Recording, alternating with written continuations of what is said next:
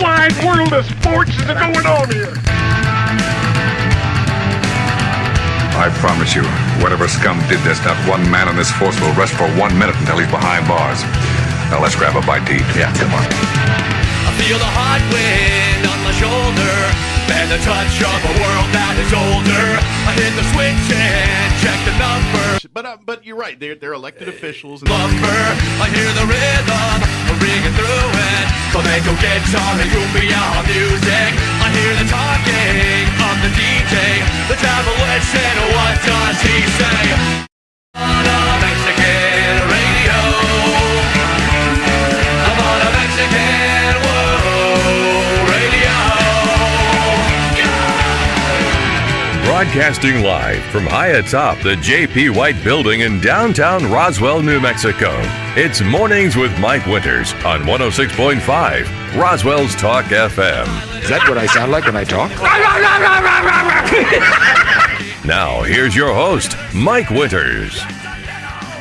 And good morning, one and all. Welcome to Mornings with Mike Winters. I am he. That would be me, Mike Winters. Happy Tuesday, everybody. Yeah. Welcome to Tuesday. We did it, everybody. Yeah. Made it to Tuesday. Happy Tuesday. Of course, I am from the confines of Casa de Mi See, on quarantine. I got to tell you, though, hashtag BFM is really trending. Good. Yeah, Big Flat Mike is really it's really making waves. Worldwide. Worldwide, that's right. You're Mr. World. You're like Pitbull.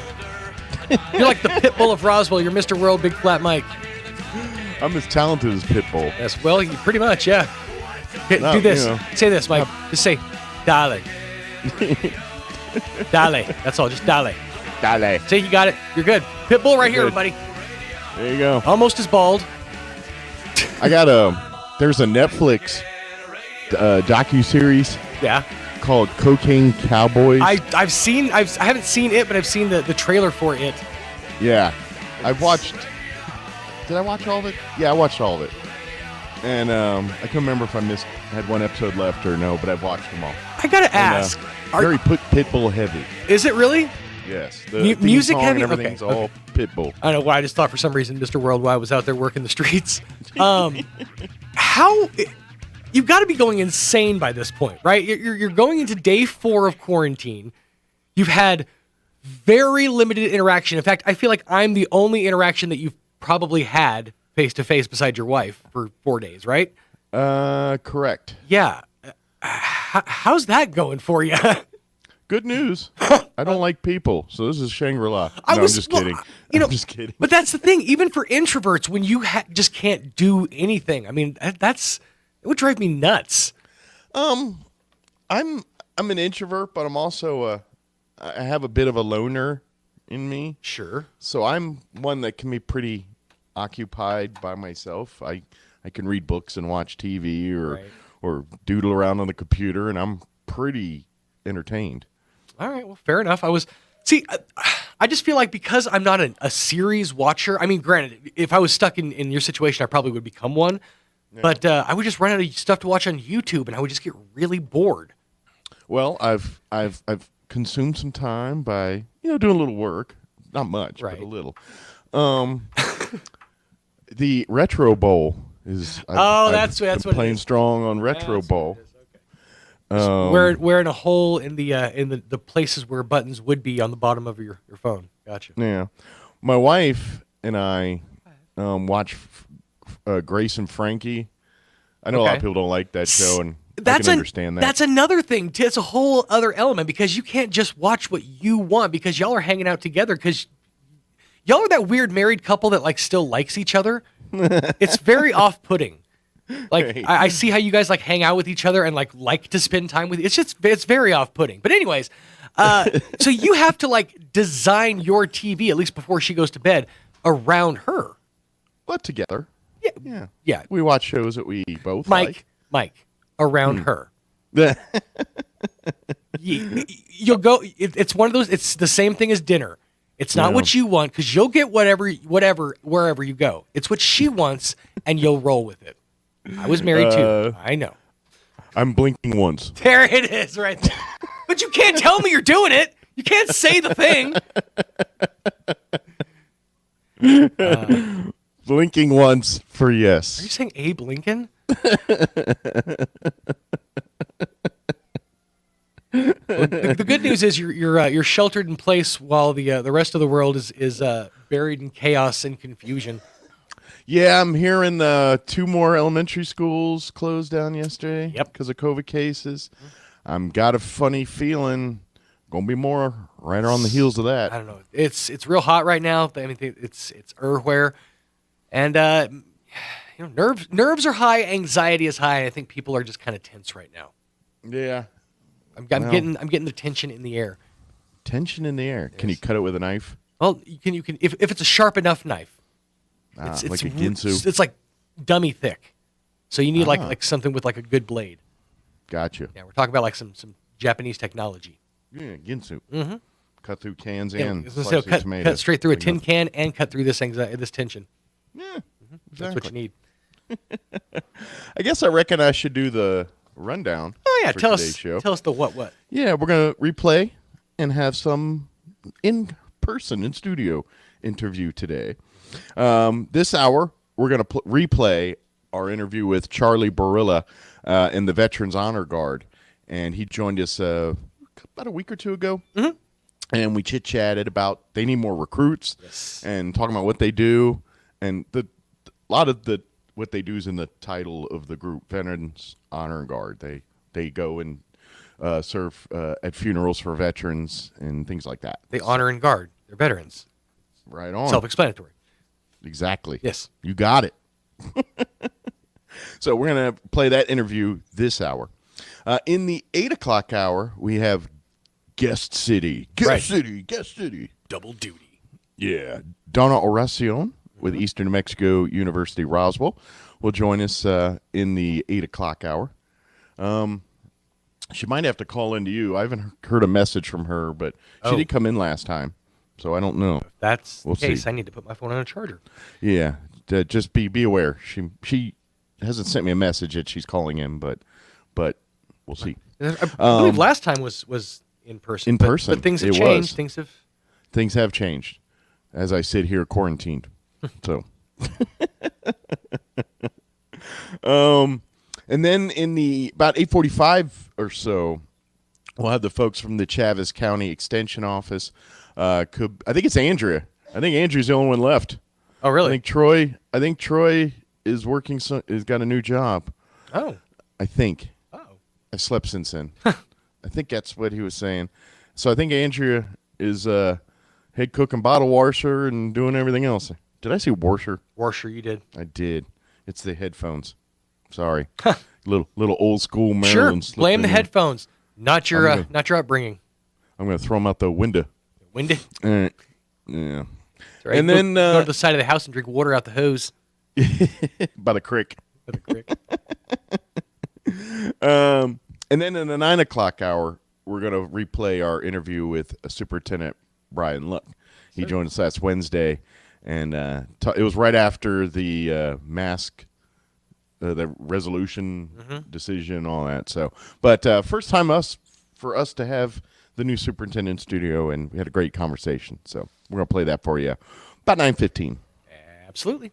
And our normal features and whatever else we can conjure up. So we decided today we're gonna play a fun game called Where's Big Flat Mike? Ah, Yeah, we're just gonna move him around and see if we can put him in fun positions and situations. like in the studio? Yes, Or yes, in Roswell? in the studio. Although, if this game is a hit, we might expand it. We might actually turn it into maybe like a board game. You know, every guest of the Mike Winters Show will leave with the consolation prize of the home game of Where's Big Flat Mike. BFM home Yeah. game. It includes a tiny version of Big Flat Mike, so it's TBFM, and you can then put it around in different places, take pictures, and post it up. Would it be? I think I like mini MBFM. Mini. So MFM. Yes. Mini Flat Mike? I want to Or- keep the big in. Okay. Or MBFM. this is where we start working with different alliterations. Manny Flat Mikes. So we have multiple of them so that we can hand them out to many people. And we just see how many big flat mics we can get circulating around town. Do you remember when Alien Resistance was a big thing in town and everybody was putting up the alien sticker with the no symbol over it? Uh-huh. You see that? Still to this day, you'll see it everywhere. Yeah, we could make that the new thing in Roswell. That could be a new thing. People post up mini flat mics all over the place. Take a picture. That's right. We'll post it up on the Facebook page. Give you some credit. That's right. We can via the BFM Army. Yes, dude. I know a printer. I can make this happen. Don't tempt me. It could be a very big, strong organization, but like a house of cards and BFM, very thin. Very, very thin. Thin flat mic. Well, right. I guess thin and flat are the same. Yeah. So yeah, but I'm gonna work on this. I feel like maybe we can make something of this. Maybe a bumper sticker. Oh, good. Just your face on every bumper in Roswell. Well, I can see it now. Just so it's for the public record. Mm-hmm. If BFM becomes a cult leader, I want to cut. Oh, okay. That's all I'm saying. You think like you could show up at a rally with a BFM shirt and not get yelled at? I can be his hype man. Good. Now here's what y'all wait for. Yeah, y'all know y'all want to see it. Ready? Oh, big flat mic. And he just rolls out in an office chair. Yeah, and then he sits there, and that's quiet. Everyone's amazed. Do the thing, big flat mic. And he just sits there. Just sitting there with that same Everybody grin. cheers. All right. All right. You do weather. I It gotta is, go to the country. yes, let's do the weather. It is 16 minutes after 7 o'clock. Is that acceptable, Sean? Oh, he left. All right, here's your weather. I'm meteorologist Steve Hamilton with your Pecos Valley weather. Temperatures stay fairly comfortable today with some cloud cover and scattered showers and thunderstorms around the area. We'll stay in the mid-80s. Might get a shower or two this evening and then just partly cloudy overnight with mid-60s. Then tomorrow, a little bit less of a chance of rain, partly sunny in the morning, a few afternoon showers or thunderstorms, and we'll be back in the upper 80s. That's your latest forecast. I'm meteorologist Steve Hamilton. Thank you, Steve. Currently, there it goes, 66 degrees here in Roswell. Humidity is at 75% with winds out of the west at 3 miles per hour. 30% chance of showers this afternoon. They say mainly after 3. They say some of these storms could produce some heavy rain. Partly cloudy otherwise with a high of 86 today. Northwest winds 5 to 10 miles per hour. Tonight, partly cloudy, overnight low of 67, south winds 5 to 10. Wednesday, 20% chance of afternoon showers and thunderstorms. Once again, some of these storms could produce some heavy rainfall. Mostly sunny otherwise with a high near 90 and south winds 5 to 15 miles per hour. Wednesday night, 20% chance of rain continues. Mostly cloudy otherwise with an overnight low of 68, south winds 5 to 15 miles per hour. Thursday, no rain talk, just mostly sunny skies, high of 92, south winds 5 to 10 miles per hour. Friday, sunny and 93, and then for your weekend, a 20% chance of showers Saturday, mostly sunny, high of 92.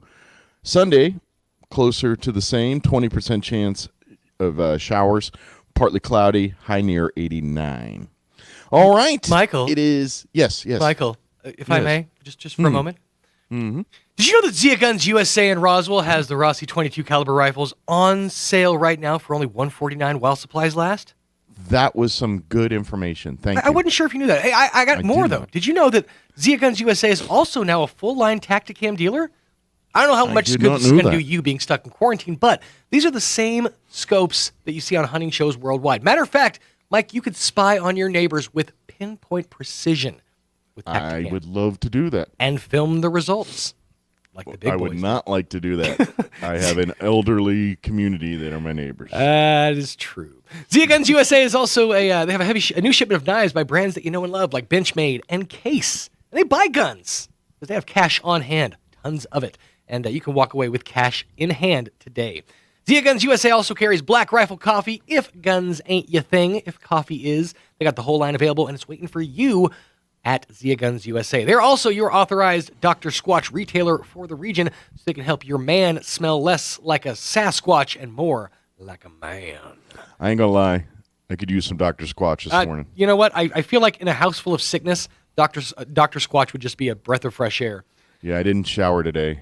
I didn't shower yesterday. So I'm going to shower after the show. Sure. I doubt. Where do you got to be, that Mike? ooh.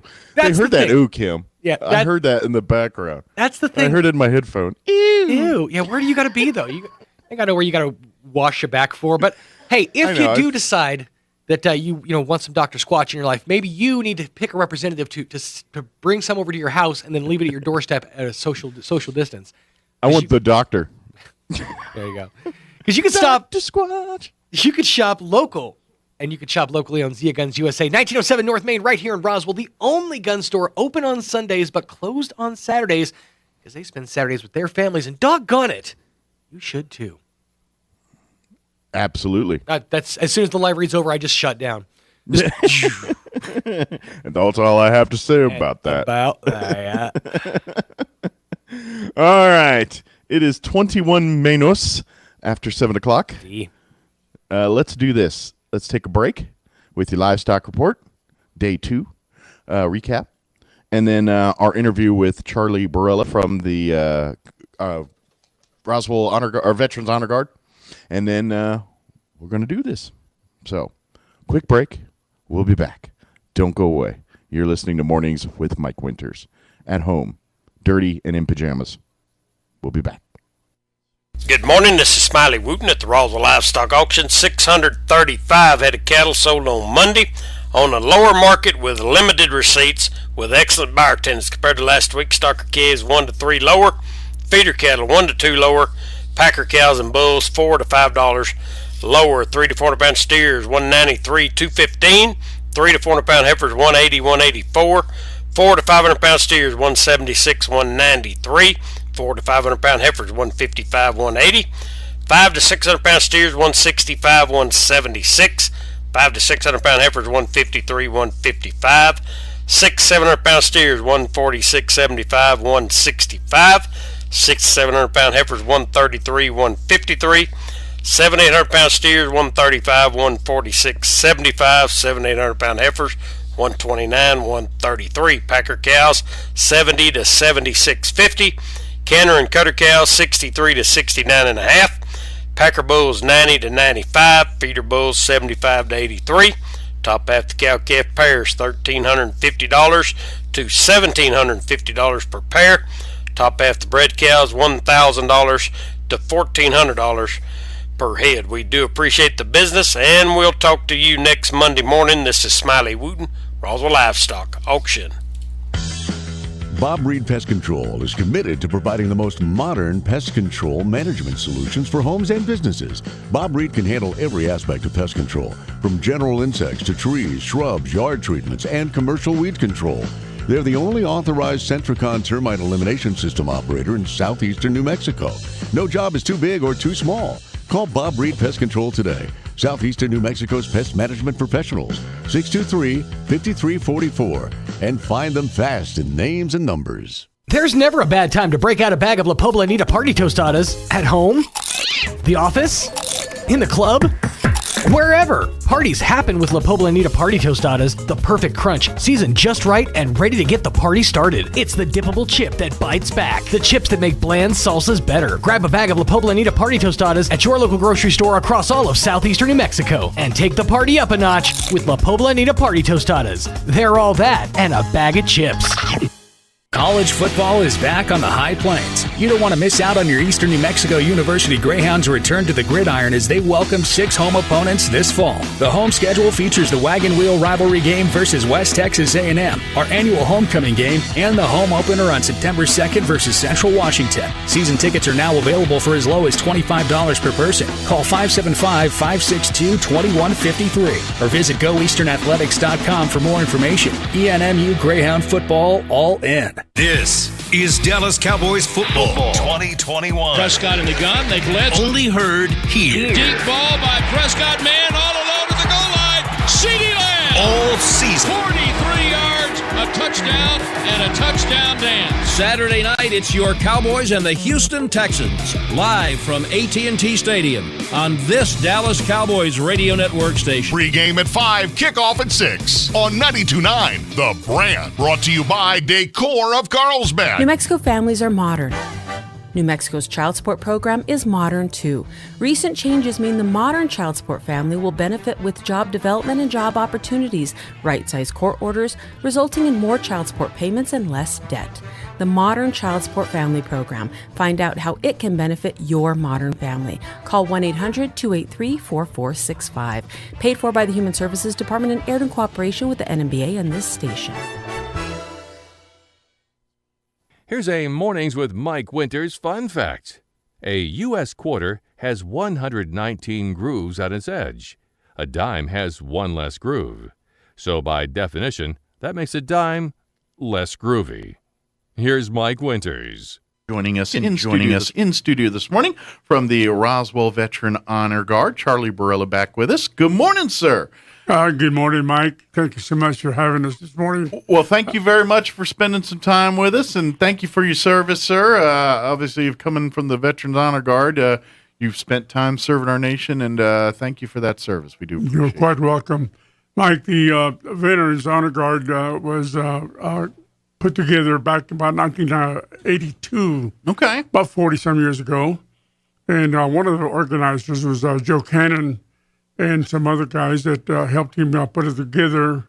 They started out with service groups, veteran service groups, coming together and decided that we needed to honor our brother veterans. Sure. And what better way than to send them a farewell with a dignified service, to a military type of service, and send them off.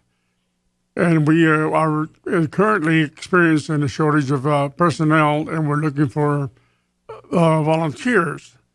Again, about 2014, they opened up the McBride Cemetery, which is a veterans resting place. Thankfully, Douglas McBride was a general in the Army and a civic leader here in Roswell, and his family donated the property for the cemetery, which is adjacent to South Park Cemetery. Anyway, some of the guys got together and decided we needed to have our own resting place for our brother veterans, and they put together this McBride Cemetery. And some of those guys was Ray Willis, Bert Eldridge, Daryl Bethany, Anderson Bethany Funeral Home, John Taylor, and of course, Mrs. Sue Hanson McBride. Those people were instrumental in landing this cemetery, and we have started using it around 2014. And it is going to be a gorgeous place. Eventually, it's going to grow, and it's already a nice place to be. It's very serene, very peaceful looking place. So this is where our veterans have a choice of there or at South Park. And of course, there's other cemeteries they sure can use. Anyway, we when there's veterans pass on, the Veterans Honor Guard is there to to give them the proper. That's our job, is to give them a proper send off. And try to make the service as dignified and proper and as military as we can. The Veterans Organization, the Honor Guard, represents all the service clubs, veteran service clubs here in Travis County, American Legion, Post 2861. Disabled American Veterans, members of the Order of the Purple Heart, Marine Corps League, and of course all the veterans and POWs and MIAs. We represent all of them. You guys also help out with some of the ceremonies and things, not just funeral ceremonies, but if there's like occasionally like a Gold Star or family retirement or flag retirement, those types of ceremony, anything that's honoring our military and those styles, you guys also participate in. Exactly. We do memorial services for our veterans that have passed in the past. We also do, I mentioned Gold Star mothers. We try to honor our veterans as best as we can, and we can participate in posting colors for those occasions honoring veterans, such as Veterans Day, so forth, Flag Day, those things that require some kind of military attention. Sure, show them proper respect. We try to respect our veterans as well as we can. Mm-hmm. One thing that we should note is that Travis County has approximately 5,000 veterans here in Travis County. That's a lot of folks. It's a lot of people that live here. Mm-hmm. And we are asking our veteran friends to consider joining us and helping us do this properly. Sure. The only thing that you're required to have to join our organization is you must own a DD-214. Okay. Which is, of course, the official That's your official discharge. separation paperwork. And it must say that it was an honorable discharge. Gotcha. We serve under the auspices of the Department of Defense. We're regulated by policy by them. Okay. And so through the DOD back to the state and service office and to us. Okay. All veterans from all services are eligible to become members of the Honor Guard. Okay. Regardless of rank or MOS. Now, the other thing that a lot of people don't understand is that we're open for male or female veterans. Okay. And I'm thinking also, because I'm a part of American Legion, and rank, your military rank is not of relevance in the Honor Guard. Exactly. Just because you're a general in the military, you might just be a normal guy in the Honor Guard. You could have someone that had one stripe or something that's kind of in charge of the situation. What we do, let the guys do in our uniforms is Sure. they can display the rank they finished out with. Okay. And that's just to honor their Sure. rank and their ranking. Show people if that they want to. Yeah, that they're. It's optional. Be proud of your service too. Absolutely. Yes. And we let them show some brass of their service, for example, armor. But as far as artillery. being in charge, there is no hierarchy Exactly. by your military rank. And we encourage all veterans, male, female, to think about joining us, helping us. Also, one thing that we discovered is that the active National Guard or reservists that are serving currently are eligible for membership. Awesome. Okay. Yeah, and that's really something we discovered lately. And talked to John Taylor. He's told me that they had relaxed the thing a little bit in active National Guard or reservists that are attending drills and actively engaged can serve. Good. If they have the time. I'm glad to hear that because you probably are very well at this. Our guardsmen, depending on what's going on, a lot of times they're the ones that are sent to the combat, depending on the situation. So. You know what? They've earned their right to come and do these things as well. Absolutely. They are active. In my opinion, they're active service. They're ready to go. If the event came up, they would probably be called to serve. You're right, man. One of the things that we're attempting to do with increasing our membership and our volunteers is we would like to develop a fire team, which is to present a 21-gun salute, Gotcha. the traditional salute to the departing veteran. And we're going to need to have about 4 or 5 guys to do that with, or personnel. We have the equipment. We have everything we need. Okay, just need the people. Yes, they need the bodies. Okay. And one of the things that... And they do with the training, obviously. I want to emphasize is the fact that you're a volunteer, so we don't frown on you not being there when we need you. You're a volunteer, and we operate under that premise that you sure got other obligations. If your availability is an hour a week or a day a week or whatever it is, we are thankful for whatever it is you able to give us. So you're not... you don't have to be there at every event. Gotcha. Now you can if you want, but you're not obligated. Well, the other thing is that an example. Last year, we only did 44 funerals.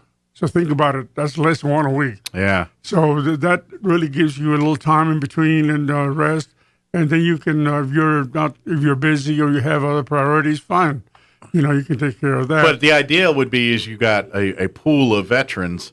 Absolutely. Where at any given time there's a team available to go conduct a ceremony or something like that. Yeah. And we like I said, we don't frown on that. We understand that, and we appreciate the fact that you're there when you can be there. So I'm encouraging our veterans to consider coming and helping us and being part of our plan. The other thing that they need to know is that we furnish the uniforms. Absolutely. They're not on any money. Okay. The only time they're going to be thinking about a little time. Okay. And, so we're just asking for your service, not even to chip in the money to help pay for cover the cost of the uniform. Exactly. That's awesome. The other thing is that once in a while we're invited for out-of-town funerals. For example, we've been to Artesia for a couple of events over there. Okay. Kind of serving all of Southeast New Mexico from time to time. We've been to up to Kenna, Riverside. Kenny. Okay. The guys have been over there, and then they've been to that cemetery now that is a state cemetery in Fort Stanton. Oh yeah. The old Merchant Marine, the military. That is now designated state cemetery. Yeah, so, if you're a veteran, you can be buried there now. So anyway, we're a little bit versatile, and we like the people to know that we a lot of times we do these things not so often.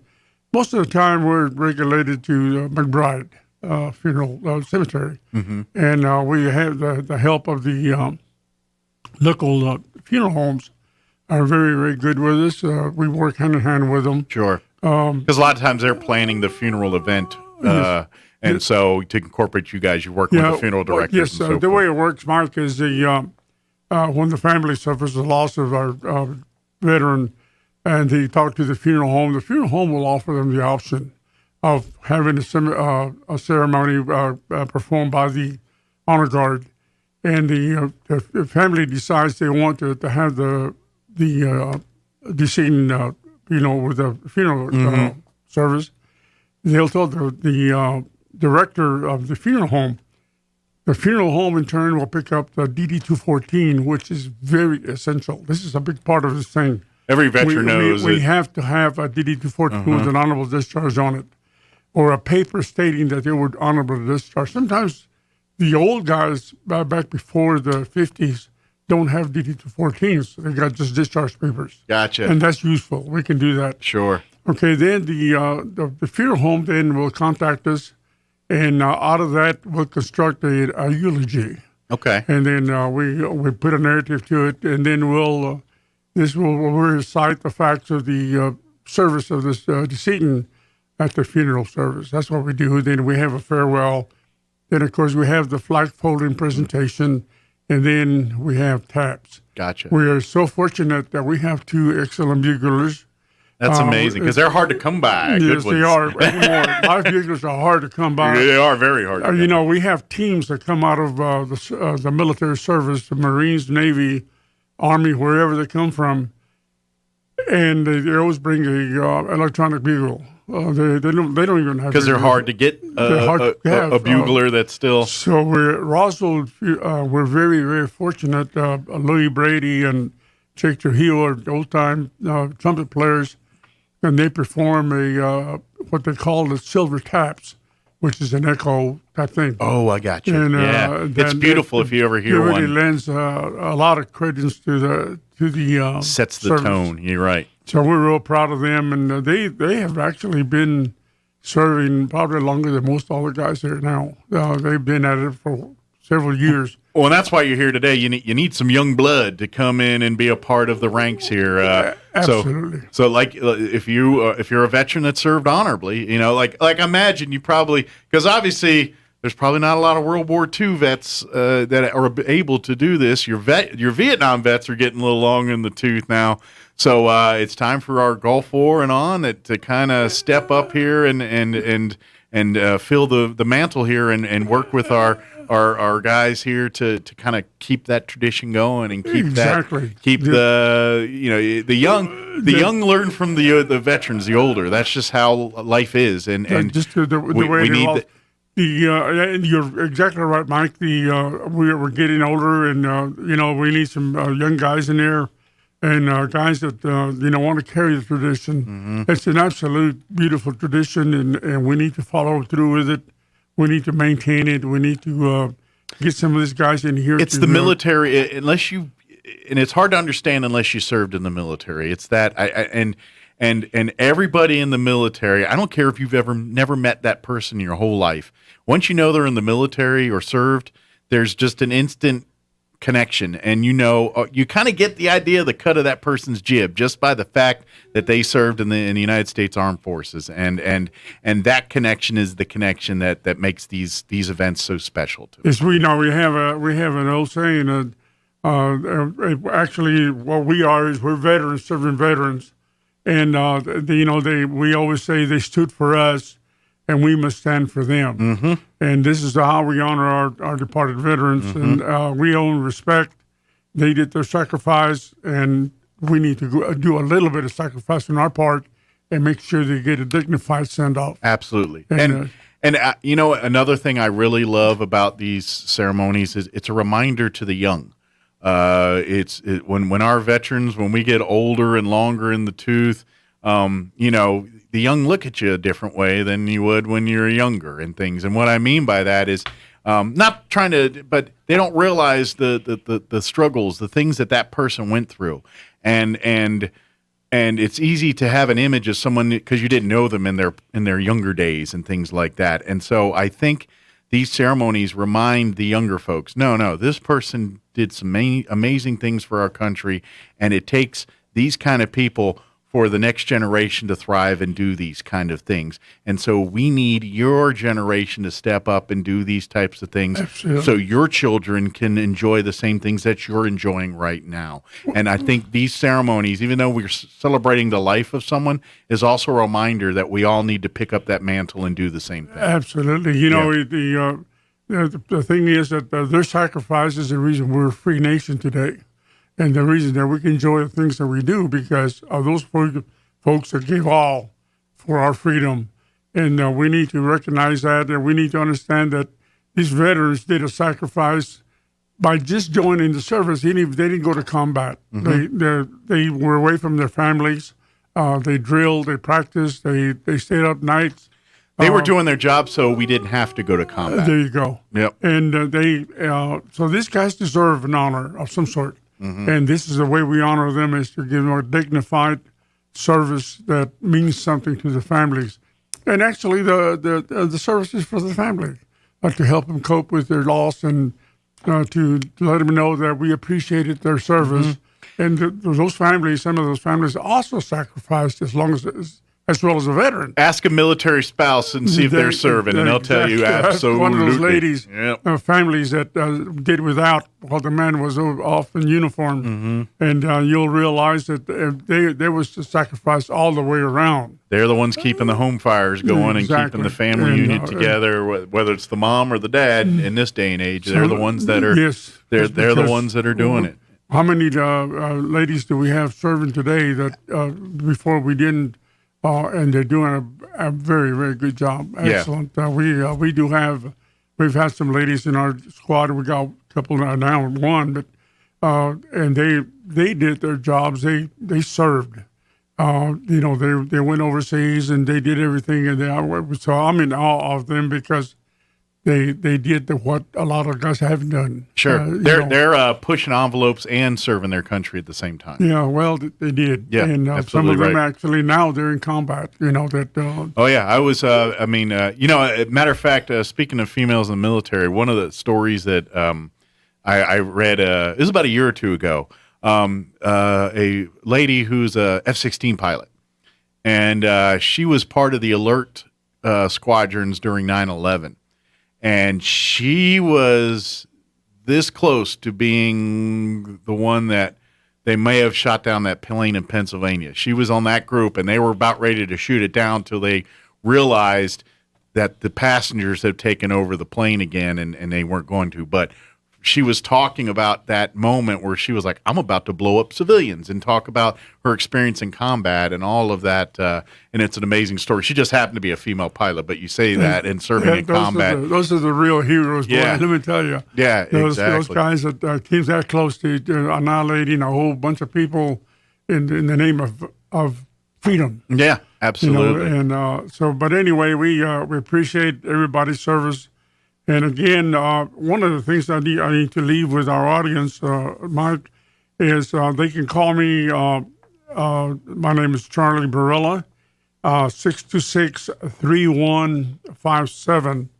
That's my cell number. You may call me there, and I'll be glad to visit with you about volunteering with us, coming to help us. Also, if you know somebody that can volunteer but is not listening to this program, spread the word. They can have them call any funeral home here in Roswell. Okay. Any one of the three, Anderson, Bethany, Ballards, or LaGrones.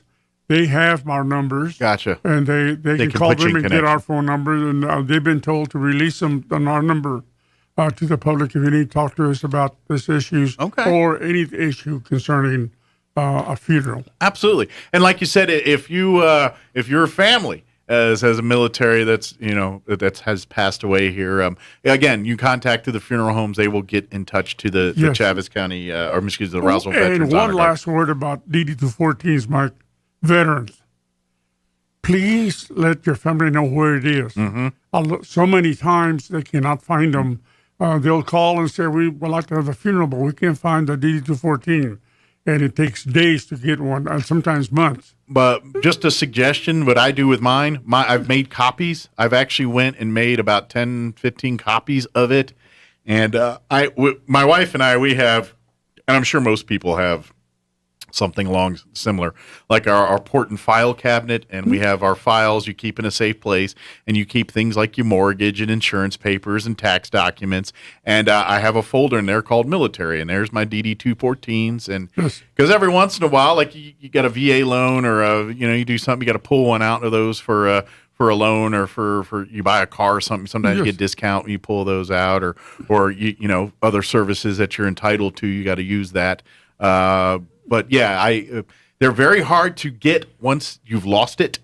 Very, very hard to get. So you behoove you to your copy, make a bunch of copies and keep them safe in a central location. That because anytime you need assistance that regards your veteran service, they're going to want a copy of that.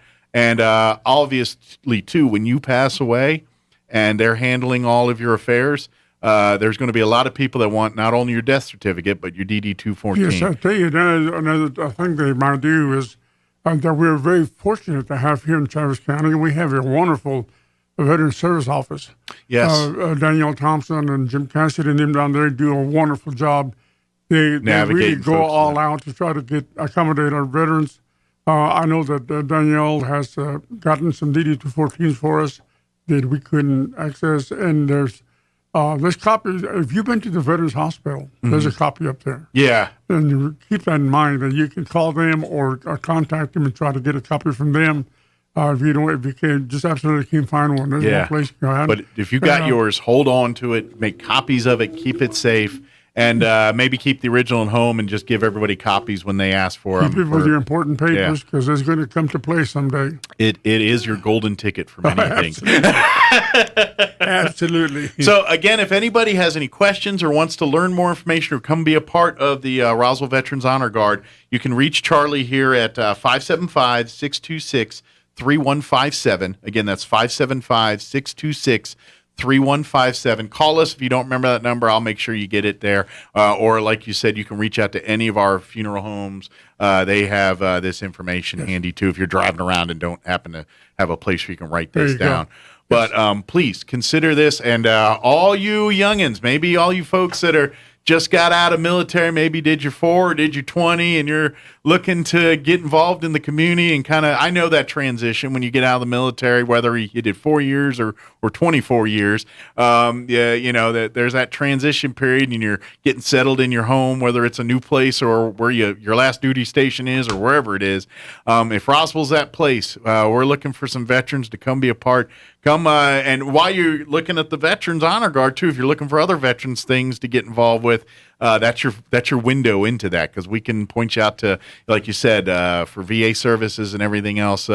Every veterans group in our community, I don't care if it's the Honor Guard or our VFW or American Legion Post or any of those kind of things, all have the same end game of looking out for our veterans and making sure at the very minimum they have access to all that information that they can utilize to get their benefits or do anything they need to make their lives a little bit easier. So. Mark, thank you so much for having anytime, Charlie. Appreciate your help. And maybe we can set you up for at least a couple times a year coming in and just saying, "Hey, we're here. Come see us." And we'd love to do that. Thank you so much. Maybe even, it'd be even kind of cool one time is maybe come in uniform, everything, and show the civilians what one looks like. Okay, we can do that. Mike, thank you so much. Thank you, sir. Appreciate it. Have a great week. Don't work too hard. All right. Very good. Thank you, sir. Sponsoring a child car seat safety clinic on August 21st from 10 a.m. to noon at Fire Station Number 2. The event will be by appointment only due to COVID-19 spread. There will be no charge for the service, but a message from APD says a $25 car seat replacement fee of $25 might apply. Both the child and the car seat need to be present to be considered for a seat replacement. For information, you can call 800-231-6145. Also, Carlsbad Police will hold a similar car seat safety clinic on August 19th. That will be at the police station located at 602 West Mermod Street from 3 to 5 p.m. New Mexico's court system taking steps now to ease financial upheaval as the state braces for a wave of foreclosures on delinquent mortgage loans, and the state phases out a moratorium on commercial debt collection orders, often tied to credit cards or health care. The Administrative Office of the Courts today announcing staggering deadlines for a return to debt collection orders that can be used to garnish wages or seize property to pay off commercial debts. I'm Jared Sorello. How can former President Trump be permanently banned from Twitter, while Twitter allows the Taliban spokesman unfettered access? I'm Kim Commander with more, brought to you by T-Mobile. Their advanced network now goes farther than ever before. Visit T-Mobile.com/55 today. As we have an eyewitness seat to history, seeing America's stunning defeat as Afghanistan falls to the vicious Taliban, and we hear of the Taliban atrocities, the beheadings, the killings of those who surrender, the murder of children. How is it that Trump is banned from Twitter for life, but the Taliban's so-called key spokesman and his 280,000 followers are on Twitter day and night, writing glowing reports such as the Taliban's advance is continually normally? I'm not arguing to give Trump his Twitter account back. I'm simply asking why Twitter continues to allow global terrorists a platform. It's nothing new, just a question I've posed to all of social media since 9/11. How about a little intellectual consistency? And what is your policy anyway? Get more tech news at Commando.com. Whether you need it for work, school, or a special project, it's very important to have the right printer. The Epson EcoTank is a new type of printer that doesn't use cartridges. Stop buying expensive ink cartridges and save yourself the frustration of replacing ink cartridges ever again. The Epson EcoTank printers have supersized, easy-to-fill ink tanks, and they come with just a ridiculous amount of ink. If you're like me, you've tried rationing your printing to save yourself from replacing those expensive ink cartridges. With the Epson EcoTank, you don't have to worry about running out of ink. So start printing in color all you want. You can kiss expensive cartridges goodbye already. But hurry, because the Epson EcoTank is changing the way people print. It's flying off the shelves. I just love mine. The Epson EcoTank makes it easy. Make the switch today. Add the Epson EcoTank to your online shopping list so you can just fill and chill. Epson EcoTank printers. Available at Sam's Club, Target, Walmart, and at Epson.com/EcoTankKim. Here's a Mornings with Mike Winters fun fact. The world's oldest chewing gum dates back to at least 5,000 years. After chewing it, they stuck it at the bottom of their desk. Here's Mike Winters. I'm meteorologist Steve Hamilton with your Pecos Valley weather. Temperatures stay fairly comfortable today with some cloud cover and scattered showers and thunderstorms around the area. We'll stay in the mid-80s. Might get a shower or two this evening and then just partly cloudy overnight with mid-60s. Then tomorrow, a little bit less of a chance of rain, partly sunny in the morning, a few afternoon showers or thunderstorms, and we'll be back in the upper 80s. That's your latest forecast. I'm meteorologist Steve Hamilton. With the SRN News Business Brief, I'm Bill Alexander. T-Mobile is investigating a leak of its data after someone took to an online forum offering to sell the personal information of cell phone users. The company said Monday that it has confirmed there was unauthorized access to some T-Mobile data, but was still determining the scope of the breach and who was affected. U.S. Energy Secretary Jennifer Granholm is going to New Mexico as the Biden administration looks to promote its renewable energy initiatives. Granholm is expected to meet with local leaders and organizations about the state's push for more renewable energy. On Wall Street, the Dow gained 110 points, closing at 35,635. The Nasdaq dropped 29 to 14,793, and the S&P 500 up 11 points to 4,479. With the SRN News Business Brief, I'm Bill Alexander in Washington. Times are changing, and today's funerals aren't always the sad and solemn events you might expect. This is Gabriel Casaus from Lagrone Funeral Chapel. Along with hymns and scriptures, today's funeral services are often filled with fish stories, country songs, and a joke or two, golf clubs and hot rods, favorite recipes, and kitchen disasters. At Lagrone Funeral Chapel, we believe a funeral should reflect your loved one's personality, passion, and sense of humor. When you lose a loved one, we're here, because at Lagrone Funeral Chapel and Crematory, we make it personal. 900 South Main, Roswell.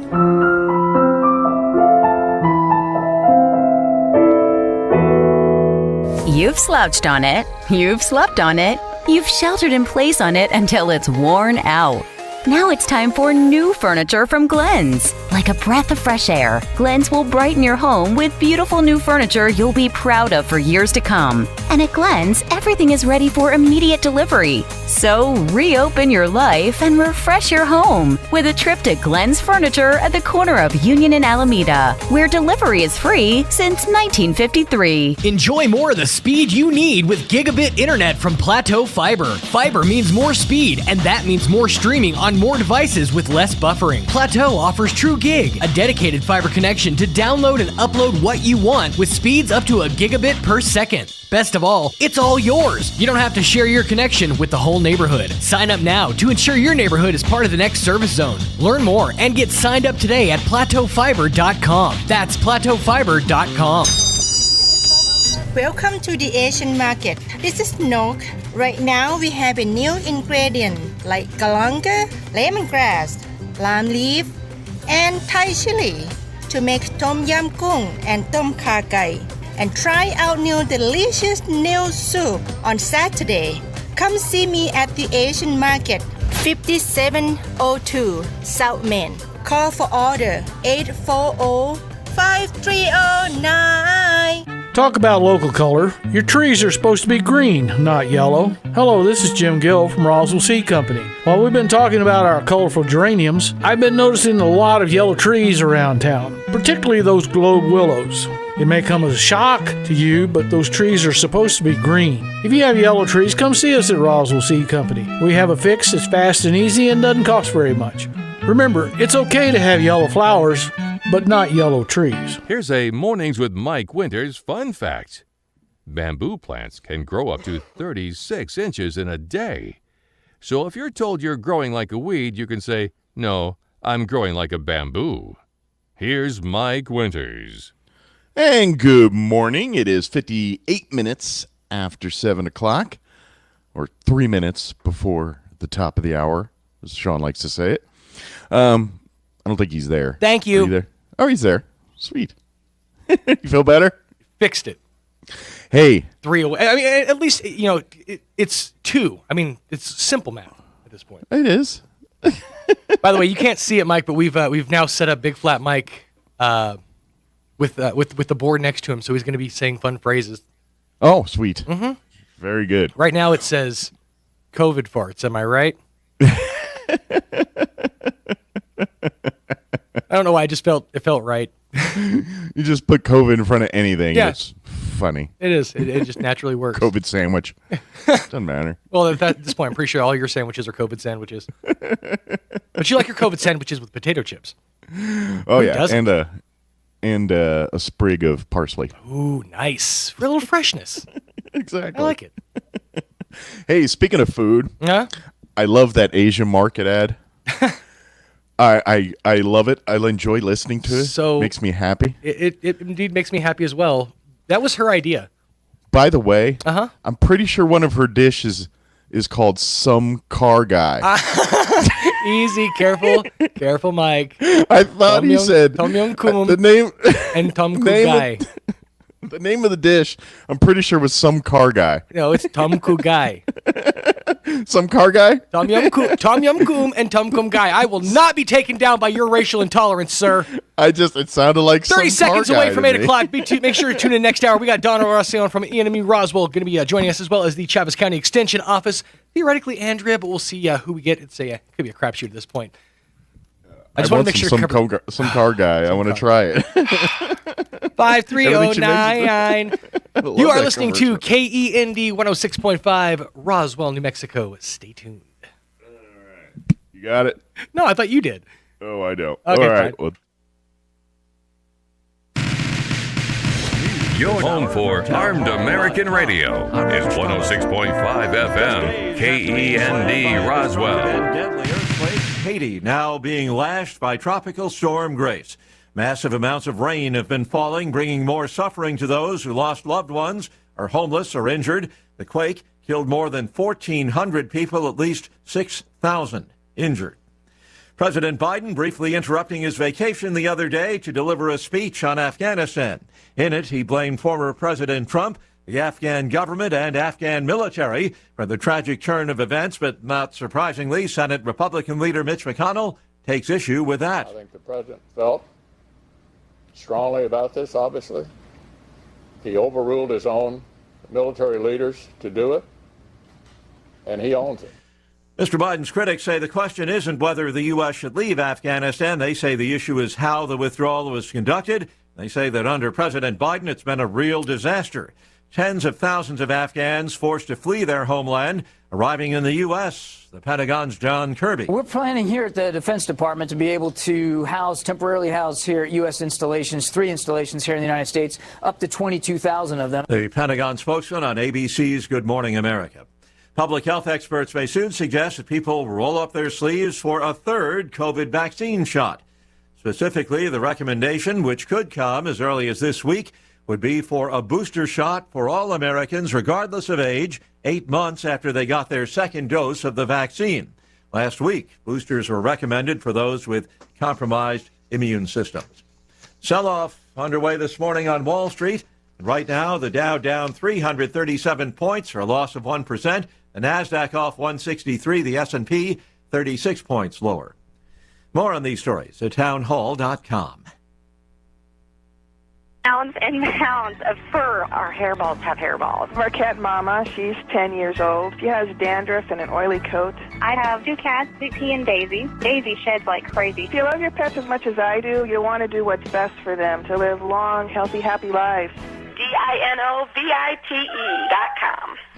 I just tried this wonderful Catalicious Dynavite for cats, and my cat has been on it for 2 weeks. She is not scratching anymore. She's not chewing anymore. It is just the best. I was thrilled when I heard Dynavite for cats was coming out because I'd seen the changes in my dog. To introduce my cats to Dynavite, I took the advice from Dynavite and put their food on top of just a scoop in the bowl, just to get them used to it, because I know if I even switch one little thing, they put their nose up to it. There was not one problem. Dynavite for life. You won't believe how happy your cat will be. DINOVITE.com. A nationwide lockdown taking effect in New Zealand after the first coronavirus case in 6 months turned up. This is the first time in more than a year that New Zealand has gone into the strictest level of stay-at-home orders. The positive COVID-19 case has been identified in Auckland. The city will remain in level 4 lockdown for a week, while the rest of the country will be under similar harsh restrictions for 3 days. The Prime Minister, Jacinda Ardern, said the authorities are assuming the case is of the Delta variant, adding that it was necessary to go hard and fast to prevent further transmission. The BBC's Shaina Halil. Hong Kong will tighten entry restrictions for travelers arriving from the United States and 15 other countries, taking effect on Friday, extending a quarantine period to 21 days. Previously, the 15 countries are classified as medium risk with a 7-day period of quarantine. News and analysis, townhall.com. A prominent internet fact-checker has admitted plagiarizing from dozens of news stories over several years. Snopes.com CEO and co-founder David Mickelson called his lifting of material from mainstream outlets serious lapses in judgment. BuzzFeed News broke the story Friday. Snopes senior management is in the process of reviewing more than 100 stories Mickelson had a hand in. BuzzFeed found 54 that included material taken from such news outlets as The Guardian and the Los Angeles Times to scoop up web traffic. Snopes will remove unattributed content while leaving up individual pages that will be demonetized. Keith Peters reporting. A disappointing retail sales report for July, sending the stock market tumbling this morning. Retail sales fell a seasonally adjusted 1.1% last month compared to June, a much larger drop than analysts had expected. More on these stories at townhall.com.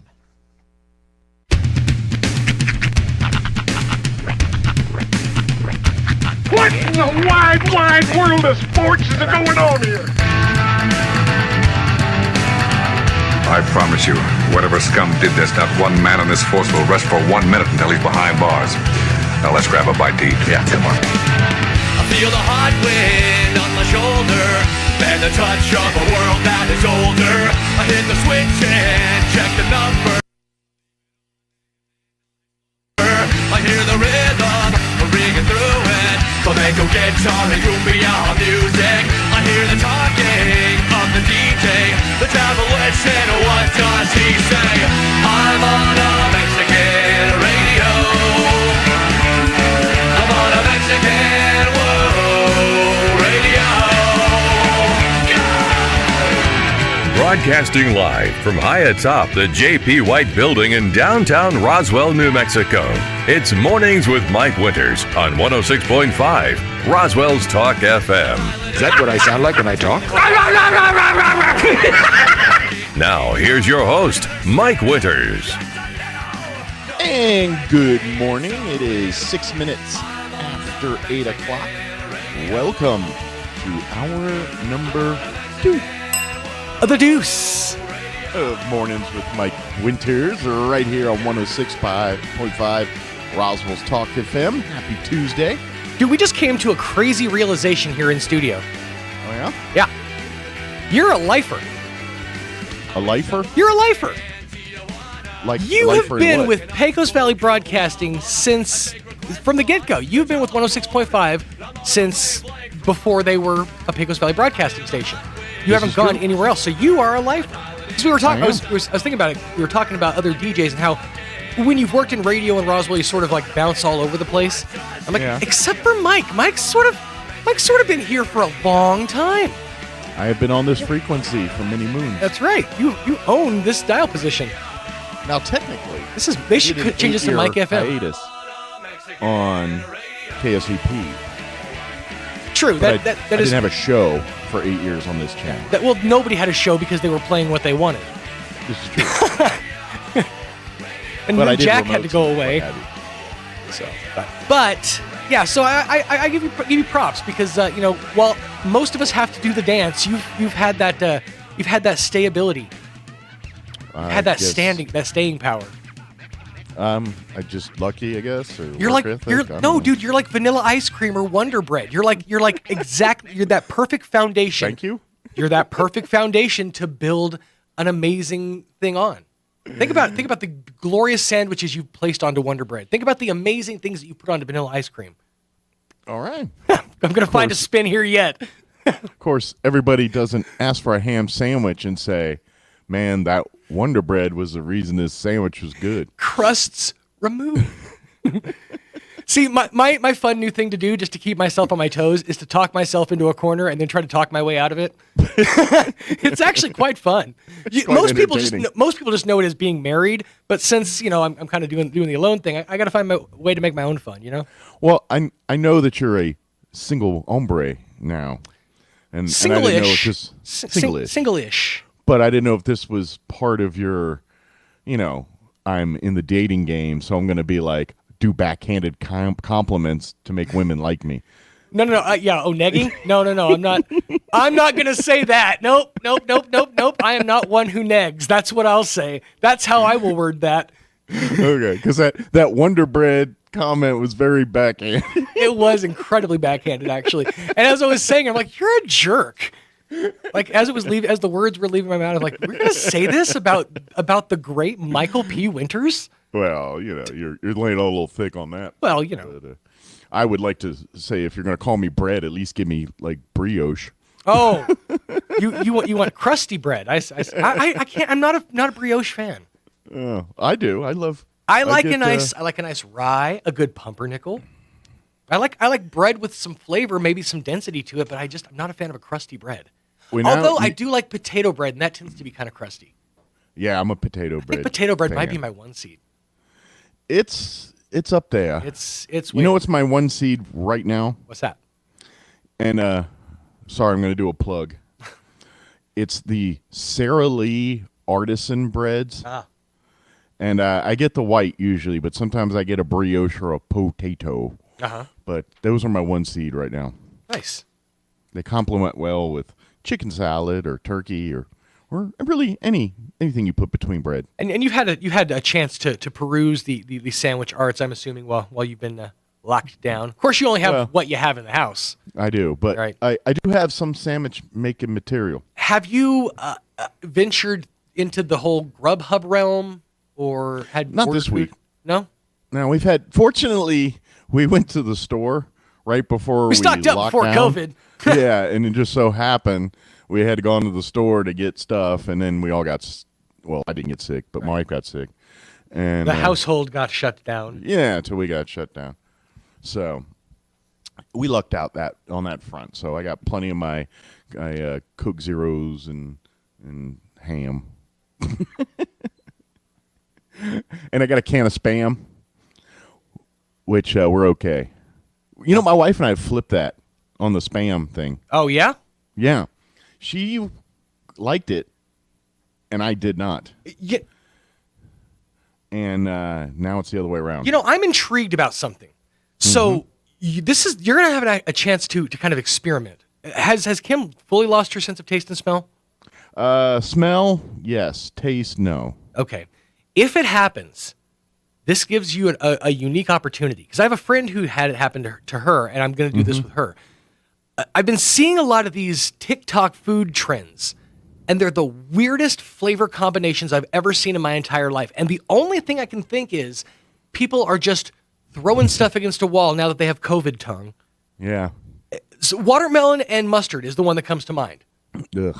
Like, you'd think. I actually tried it. I got tired of waiting around for you. So I tried it. I finally tried it. And you know what? It's not that bad. It's not that good, but it's not that bad. Well, it tastes like the elements of which you are eating. Watermelon and mustard. You can uniquely taste both. Yeah, but why? I don't know. Ain't nothing wrong with watermelon. Lizzo started it on TikTok, and it became a thing. So I don't know. And you know, when Lizzo does it, it has to. You got to ride it out.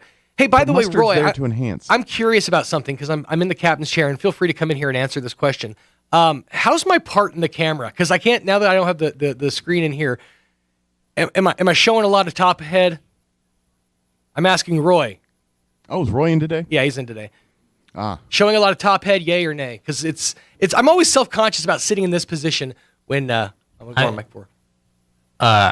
This one? That one. You're good. Oh, I mean, that's never a good way to start it. Okay. It's not there, Sean. Okay. No, I was just curious more than anything else. You can only drive a canoe through it. I don't know. It just seems like there's a little bit of a. I mean, I don't. He doesn't want to criticize me. I'm asking you to roast me right now. How bad is it? Okay. I mean, not only am I don't know if it's a bald spot or if it's just silver. If it's the silver undertones. It's a little of both, and trust me, both are earned. Silver undertones. Silver undertones or a bald spot. He's like, I don't want to insult. So then he's like, I'm going to lean all the way in. I don't know which one it is, though. At this, I admire the cut of your jib, sir. Lean in. But no, it's a little of both. Little column A, little column B. But I was just curious how bad the glare is. The chicks dig the gray. The chicks do dig the gray, and dad bod is now the hottest body type. So, I think so. Yeah. Anyways, guest here? Is our guest here?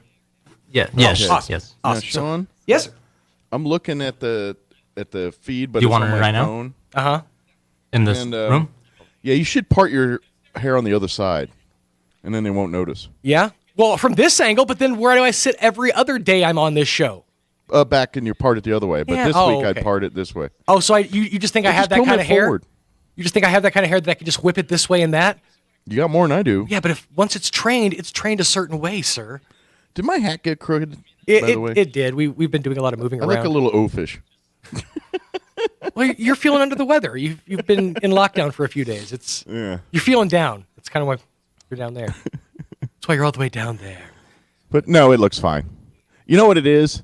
It's when you cock your head like down. Yeah, it's when I'm right. looking when I'm looking this way. Oh, this way? No, to my left. Yeah, to your left. I'm sorry, I'm looking at reverse. You have to learn camera left and stage left. Yeah, sorry.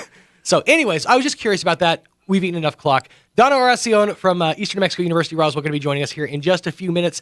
Coming up later on this hour, we'll be sitting down with a representative from the Travis County Extension Office. I think it'll be Andrea Stapp. Andrea Stapp. Cool. I think that's all that's left. She's holding down the fort right now. Saying it like that. Sheesh. Just comes in, turns the lights off, puts the keys down on the counter, everyone and slaps keeps retiring on her. It's true. Got to start younging them up. But we'll be chatting with them coming up here in just a few minutes. All right. I just wasn't sure if you wanted to take it from there, me.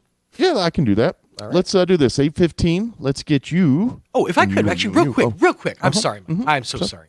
CZ. Did you know that Big O Tires values communities? And they have since day one.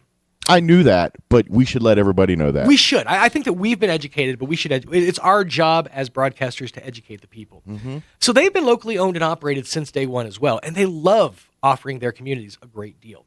Check this out. August 23rd through September 19th, you can get up to $70 in rewards on select Michelin and BF Goodrich tires. You know, I need new tires right now. I'm out right now. They're all doing the whole, we're low, but we're high in the middle of the day, but we're back down to low at the beginning of the day. So I've been needing some. I'll come see you at Big O Tires. Maybe it's the not temperature change, because usually it does that around then. Yeah, it could be. But I'm thinking just with the humidity that we've had in the air.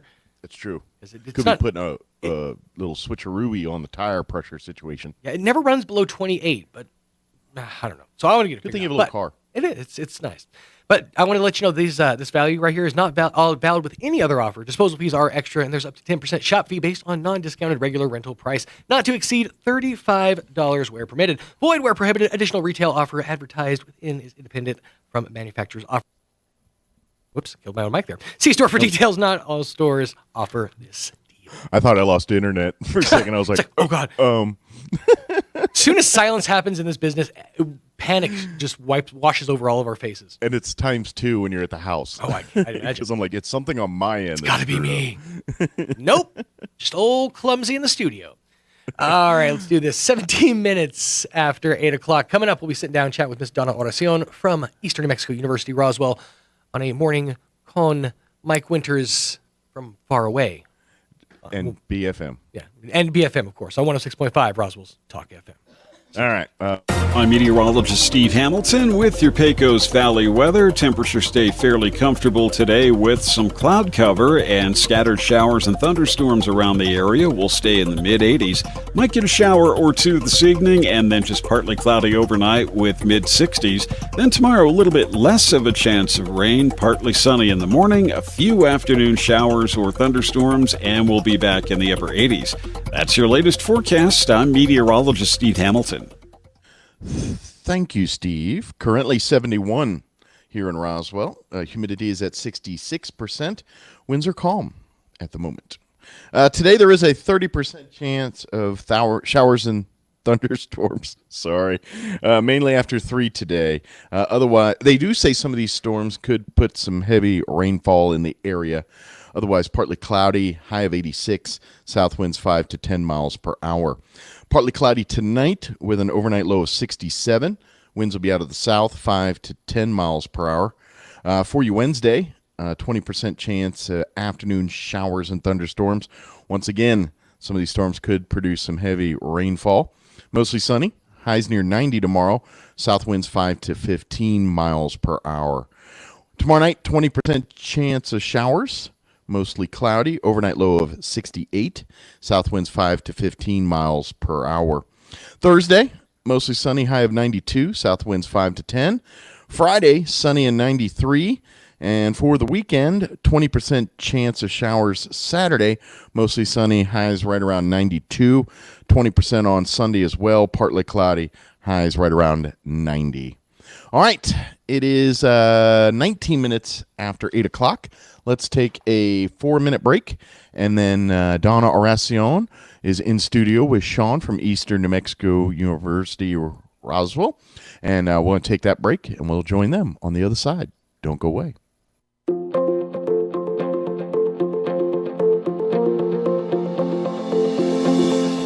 I've heard it said, speaking my mind is easy, speaking it tactfully, not so much. Hi, this is Pastor Troy and Julie Smotherman for The Joy of Marriage. Proverbs 15:15 says, a gentle answer deflects anger, but harsh words make tempers flare. Sometimes my greatest accomplishment is keeping my mouth shut. There are times when we argue that it would be easy to lash out. So I have a choice to make. I can either feed the fire or quench it with my words. Julie and I have learned there's going to be arguments, but we've learned to fight and argue, not to be right, but to get the situation right. So the next time you're in an argument, try saying something kind from a genuine heart to bring peace in your marriage. If you have any questions or would like further information about the Joy of Marriage Ministry, please go to jomconference.com.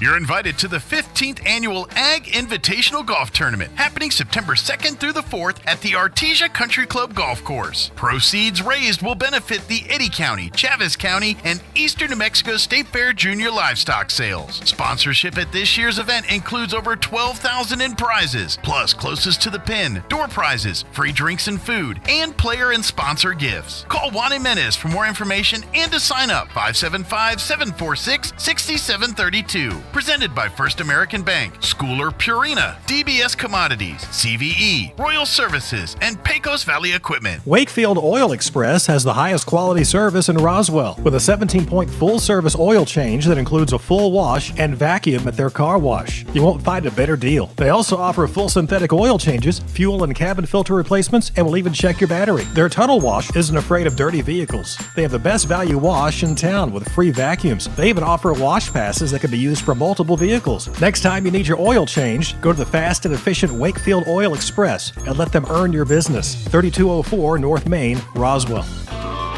So you think drinking alcohol can't hurt you? It'll mess you up big time. Say adios to large chunks of your brain. Major damage is already being done. Other parts of your body are getting wrecked too. Forget about sports, forget about school, forget about doing much of anything. Underage drinking freaks out your body, messes up your life.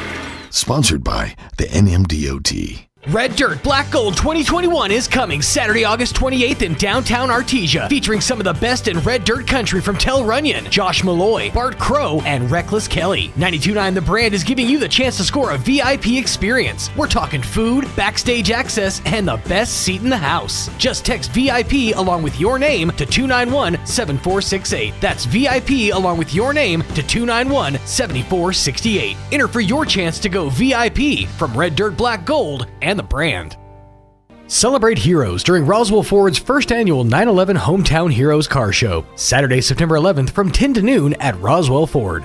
Register now at roswellford.com to enter in the car show. Entry is $20 with all proceeds going to benefit local charities.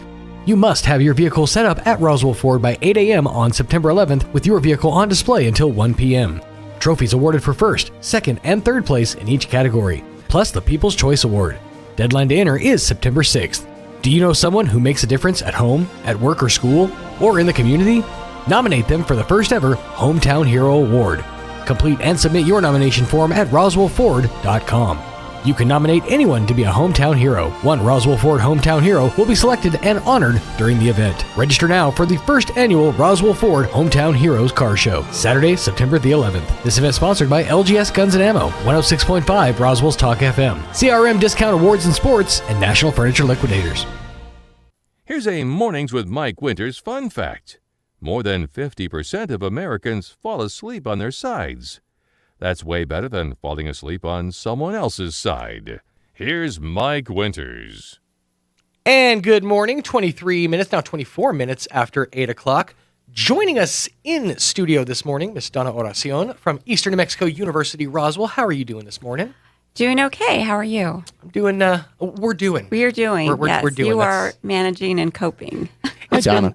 Oh, she can hear me. Oh, yeah. Go ahead and pop the cans on her. Pop the headphones on. Oh, okay. Yeah, because we've got. I guess I've got to. We've got the disembodied voice of non-flat Mike. Okay, gotcha. From the studio, or Right. from his home studio. His home studio, his remote home studio. Yes. That's right. AKA my dining room table. Which props for going to the table, because I literally did the first 3 days of my home show from the couch. Oh well, yeah. Yeah. You're at least right there in front of the big screen. It's just at least nice. it wasn't from your Comfort-wise. bed, right? So Yeah. at least you got out of bed. Yeah, That would be a problem. It would be right. You got to do at least one from bed, just to see how it feels. You would hear the sound of me snoring. Just That's creaky, what you're hearing. creaky. I love my bed. But we're not just going to talk about Mike's home confinement today. No. We're going to talk about Eastern New Mexico University Roswell and how you guys are coping Yes. with the whole of it. How are we coping? Yes. Well, first day of classes was yesterday. Okay. So we've got 1 day under our belt of the fall semester. So yay for us. The night is young, as they say. The night is young. Lots of room left to make a few mistakes. Right. So we are, of course, we have registered for late registration all the way through this Friday. So Okay. there is still time if you still really, really want to join us for the fall semester. There's still time to register, talk with an advisor, that sort of thing, get everything squared away. So through Fridays, you can add and drop courses. So if you decided this isn't working for me, this class at this time, you can drop it, add another one, or just drop it all together. Gotcha. We are up a little bit on enrollment right now for fall, so we're happy about that. We still have a lot of dual credit students that we get into our system. Mm-hmm. We count for our enrollment count. So we're doing okay. We're doing pretty good. We do require masks indoors right Sure. now. So the campus is open to the public. It's open for online classes and on-campus classes. We have a mix of both. We've had campus events, that sort of thing. But we do require masks indoors. And if you don't have a mask, no problem. We've got plenty of masks, lots of masks on campus. So any building you come in, if you forget your mask, we can provide you one. If you need one, you don't see anybody, campus security can also help you with that. So we're not requiring any sort of proof of vaccination, that sort of thing. But we just, encourage people to definitely wear masks indoors and wear them outdoors if they feel more comfortable as well. So we have a mix of students on campus. We have early college, high school. They're all wearing masks. We have Youth Challenge on campus. We have our special services students. So we do have a really good mix of student population. But so far, everything is going fine. Our instructors are doing the best they can with in-person classes and just, trying to make sure everybody is respectful of everybody else. So it's a difficult time, but we really want to get back to in-person learning as everybody does, and that's the best way for a lot of people to learn. So we're making it work. Sure. And it's got to be like just such a crazy change of pace from the last year to year and a half of the way that you had to learn to do things via Zoom and that in-person ability. It's almost like you now have to relearn how to do things the way you were doing at BC. Right. So yeah, it's we've got our tutoring center. We've got a lot of support services. We're happy to help students whatever they need. If they have trouble with their computer at home, we've had some students that are having some issues with logging in, that sort of thing. We have a help desk that can get that sorted out and figured out for you. So we really try and help students every way that we can to make them successful. And a lot of people are kind of taking the positives from the pandemic. It has to have improved the online learning arm of ENMU Roswell, because you guys had a fantastic online learning course load before where people could get their most of their credits via online classes. But this has taken it to a whole new level. It's revolutionized it with Zoom and with that some of the programs that are out there. So it almost is like a blessing in disguise. Right, and our instructors are obviously all getting more comfortable with their online platform. And right now we're using a product called Blackboard, but we are switching to a new product called Canvas, and that will be hopefully a little more even more user-friendly for our students and our faculty. But right now, all of our in-person classes, our faculty do have kind of the plan B. They can pivot to completely online if for some reason we do have to go back to fully remote. We are ready to do that as well. So we're all being very flexible as much as we can. So we're trying to accommodate students in whatever their learning style is. So it's challenging, but we're trying to be up for the challenge. That's part of the American way. So a lot of people used, the furlough days, used the getting laid off as almost like a stepping stone to try something else, to venture into new careers, new pathways in life. I think that Eastern is a great place to start, because it's right here local. I mean, it is. The courses are easy. The classes are small, so you get that instructor attention you wouldn't get elsewhere.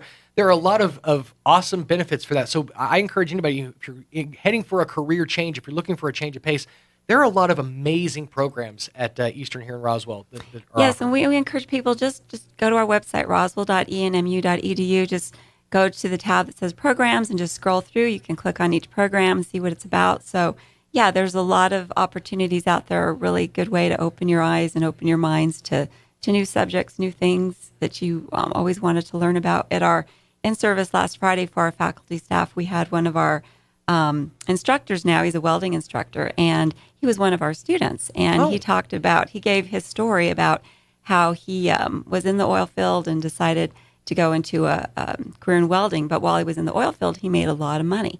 But it really wasn't something that he wanted to do full time. And so he decided to go into the welding program, and he's loved it. And he's really just so excited about his career now. And then he always told his instructor, if you ever need help, I'd like to be an instructor. And lo and behold, now he's one of our instructors on campus this fall. So it was really nice. That's awesome. Yeah, so it was just a great opportunity to hear from a real success story from one of our students. And we've got a lot of success stories out there. Absolutely. So you can be one of those success stories as well. Sure you can do whatever you like. You can get a great start here at ENME Roswell campus. So. And there's degrees. There's also certifications. You can get certification for welding and for driving a truck, for several different programs in as little as a year. And those you can get started straight into work.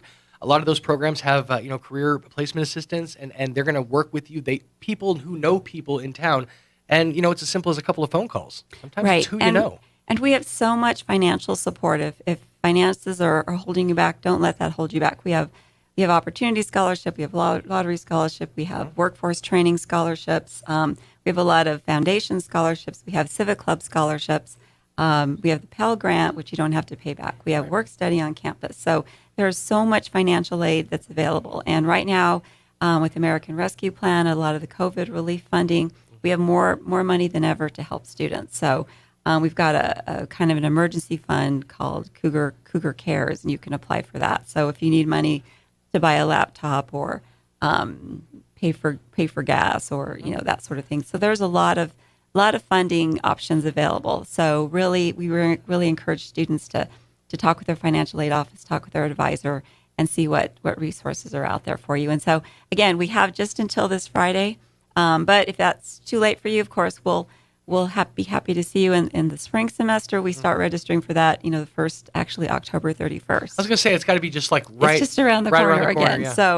Yeah. So actually Halloween, we start online registration for spring. So we don't want to think about that just yet. We're trying to eyes on the get prize. through this semester. Let's focus on the now. Keep it focused. And along those lines, we're obviously encouraging students to get vaccinations. We don't require any proof of that sort of thing, but we are offering a $100 incentive to students and staff. So if you have your full round of COVID-19 vaccines, you have your card, you can get $100 into your payroll if you're an employee or into your student account. Okay. So all you have to do if you're a student is just take your card to our Student Services Center. We are requiring just for you to physically bring the original card. Sure. We're not accepting emails or copies, that sort of thing, or a picture on your phone. Right. Just bring your actual card to the Student Services Center.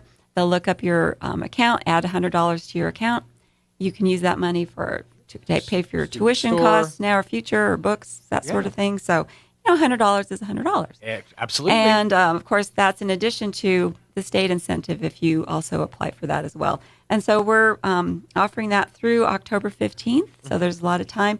And we have been doing vaccination clinics on campus, too. And we have two coming up, August 25th and 26th from 10 to 6 and September 15 and 16 from 10 to 6. And those will be in our Health Science Center. So if you are out there and it's open to the public, anybody's welcome. Sure. So students, staff, public, if you would still like to get your shot on campus, we have health department working with FEMA. They'll be out on our campus administering the COVID-19, and will be the Pfizer vaccination. So we're really just trying to encourage people that are still on the fence, not sure if they want to have a vaccination, just trying to make it easy and convenient for them. So again, we're just doing everything we can to keep our staff and students protected and safe, and hopefully we'll get through the semester and all will be well. I think the adherence, the fact that you guys are seeing people that are actually cooperating and students and staff that are wearing their masks and that are adhering to the requirements, that's awesome to see, because it's just it's been insane for this last week just watching just here locally in Roswell, watching just everything go down the way it has. Yeah, it's it becomes political. There's a lot of divisiveness, but again, it is an E&MU system requirement. So that is a requirement of our system. So, we are, of course, obviously following CDC public health guidelines for, we have sanitizer, we have all of that, mask wearing, but it is a system directive. So that is what we are following whether right now. You think it's right or whether you think it's wrong, just put the mask on. Do the thing that is being asked. That's all we're asking. And we, like I said, so far everything's been going just fine. So we're, as long as people have the knowledge and understand why we're doing it, and that it is just a system directive right now. And you guys are pretty much set up in place with things in place if say, for example, you do hit your 4. We do, and right now we do go by buildings. So if we have so many cases that are reported in a certain building, we will have to close that building. So you could keep classes open, say, for example, in the ITC, right? If something breaks out in the IC, right? Exactly, and then that building will be closed for a deep cleaning, that sort of thing, and then it will be reopened. So we do have protocols in place for those situations. So, but yes, every class right now that's on campus does have a backup to switch to fully remote if needed. I heard. I was talking to my nieces and nephews the other day, and they just turned 14.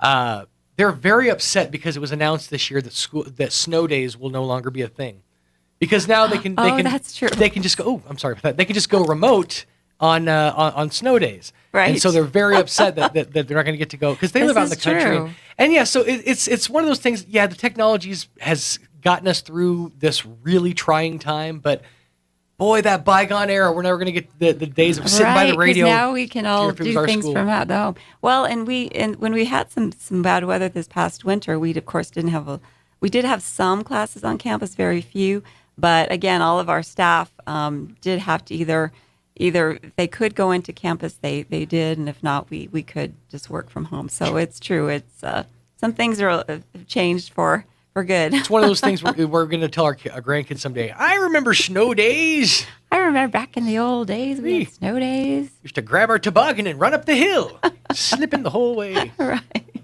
Grandpa, you're only 57. Why are you talking like that? Talking like that? Yeah. So it's not back too in the late. old days. It's not too late to get registered. It's not too late to make changes. It's almost too late, but so you need to act quick. Yes. So if you need to talk to an advisor, if you need to get more information about getting signed up for classes there, how do the folks find you? Right. They can either go to roswell.enmu.edu. There's a link that takes them to the information for advisors, that sort of thing. You can also text if you want to text an advisor. You can call us directly, 624-7294. That's directly to our advising center. And they can get you sorted, get you figured out for the fall semester. 624-7294. You can always check them out online at roswell.enmu.edu. Right. And you can also just call the main number, 624-7000, if that's easier to remember. Absolutely. Yeah, that's the one that has always kind of been ingrained in my head just because of all the commercials. Yeah, I know. And that will take you to our switchboard, and then just say, I want to get registered, or I want to apply for admission, or I want to talk with an advisor, and they'll switch you right over. Or just, I need an adult, and they'll sort you out. I need help. I need help adulting. They'll get you all sorted out. Well, Ms. Donna, thank you so much for your time. Thank you, Sean. Good luck. Thank you. Good luck to all of us. I know in theory they say break a leg. I guess wear a mask. Wear a mask. Wear the mask. Right. I know what you say in this one, but just stay safe out there. Of course, everybody, common sense, keep your hands clean, social distancing, wear your mask when you're indoors. Let's stay safe out there so we can stay open. Yes, that's the key. As long as possible. And enjoy this whole back to in-person, getting to see our fellow man thing. Yes. It's been very interesting. People forgot how to act, I think. Right, to see people face to face. Yeah. We're going to get there. It's just going to take some time. We're going to have to learn how to be around each other again. Right. We'll get there. Right. Thanks again, Ms. Donna. Thank you. Appreciate your time. 39 minutes after 8 o'clock. Let's take a quick pause for some local news. Now for a Pecos Valley news update, I'm Jared Cirillo. Don't forget the Artesia Police Department is sponsoring a child car seat safety clinic on August 21st from 10 a.m. to noon at Fire Station number 2. The event will be by appointment only due to COVID-19 spread. There will be no charge for the service, but a message from APD says a $25 car seat replacement fee of $25 might apply. Both the child and the car seat need to be present to be considered for a seat replacement. For information, you can call 800-231-6145. Also, Carlsbad Police will hold a similar car seat safety clinic on August 19th. That will be at the police station located at 602 West Mermod Street from 3 to 5 p.m. New Mexico's court system taking steps now to ease financial upheaval as the state braces for a wave of foreclosures on delinquent mortgage loans, and the state phases out a moratorium on commercial debt collection orders, often tied to credit cards or health care.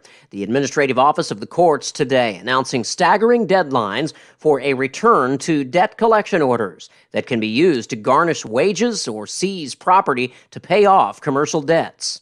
I'm Jared Cirillo. Here's a Mornings with Mike Winters fun fact. The ball on top of a flagpole is called a truck.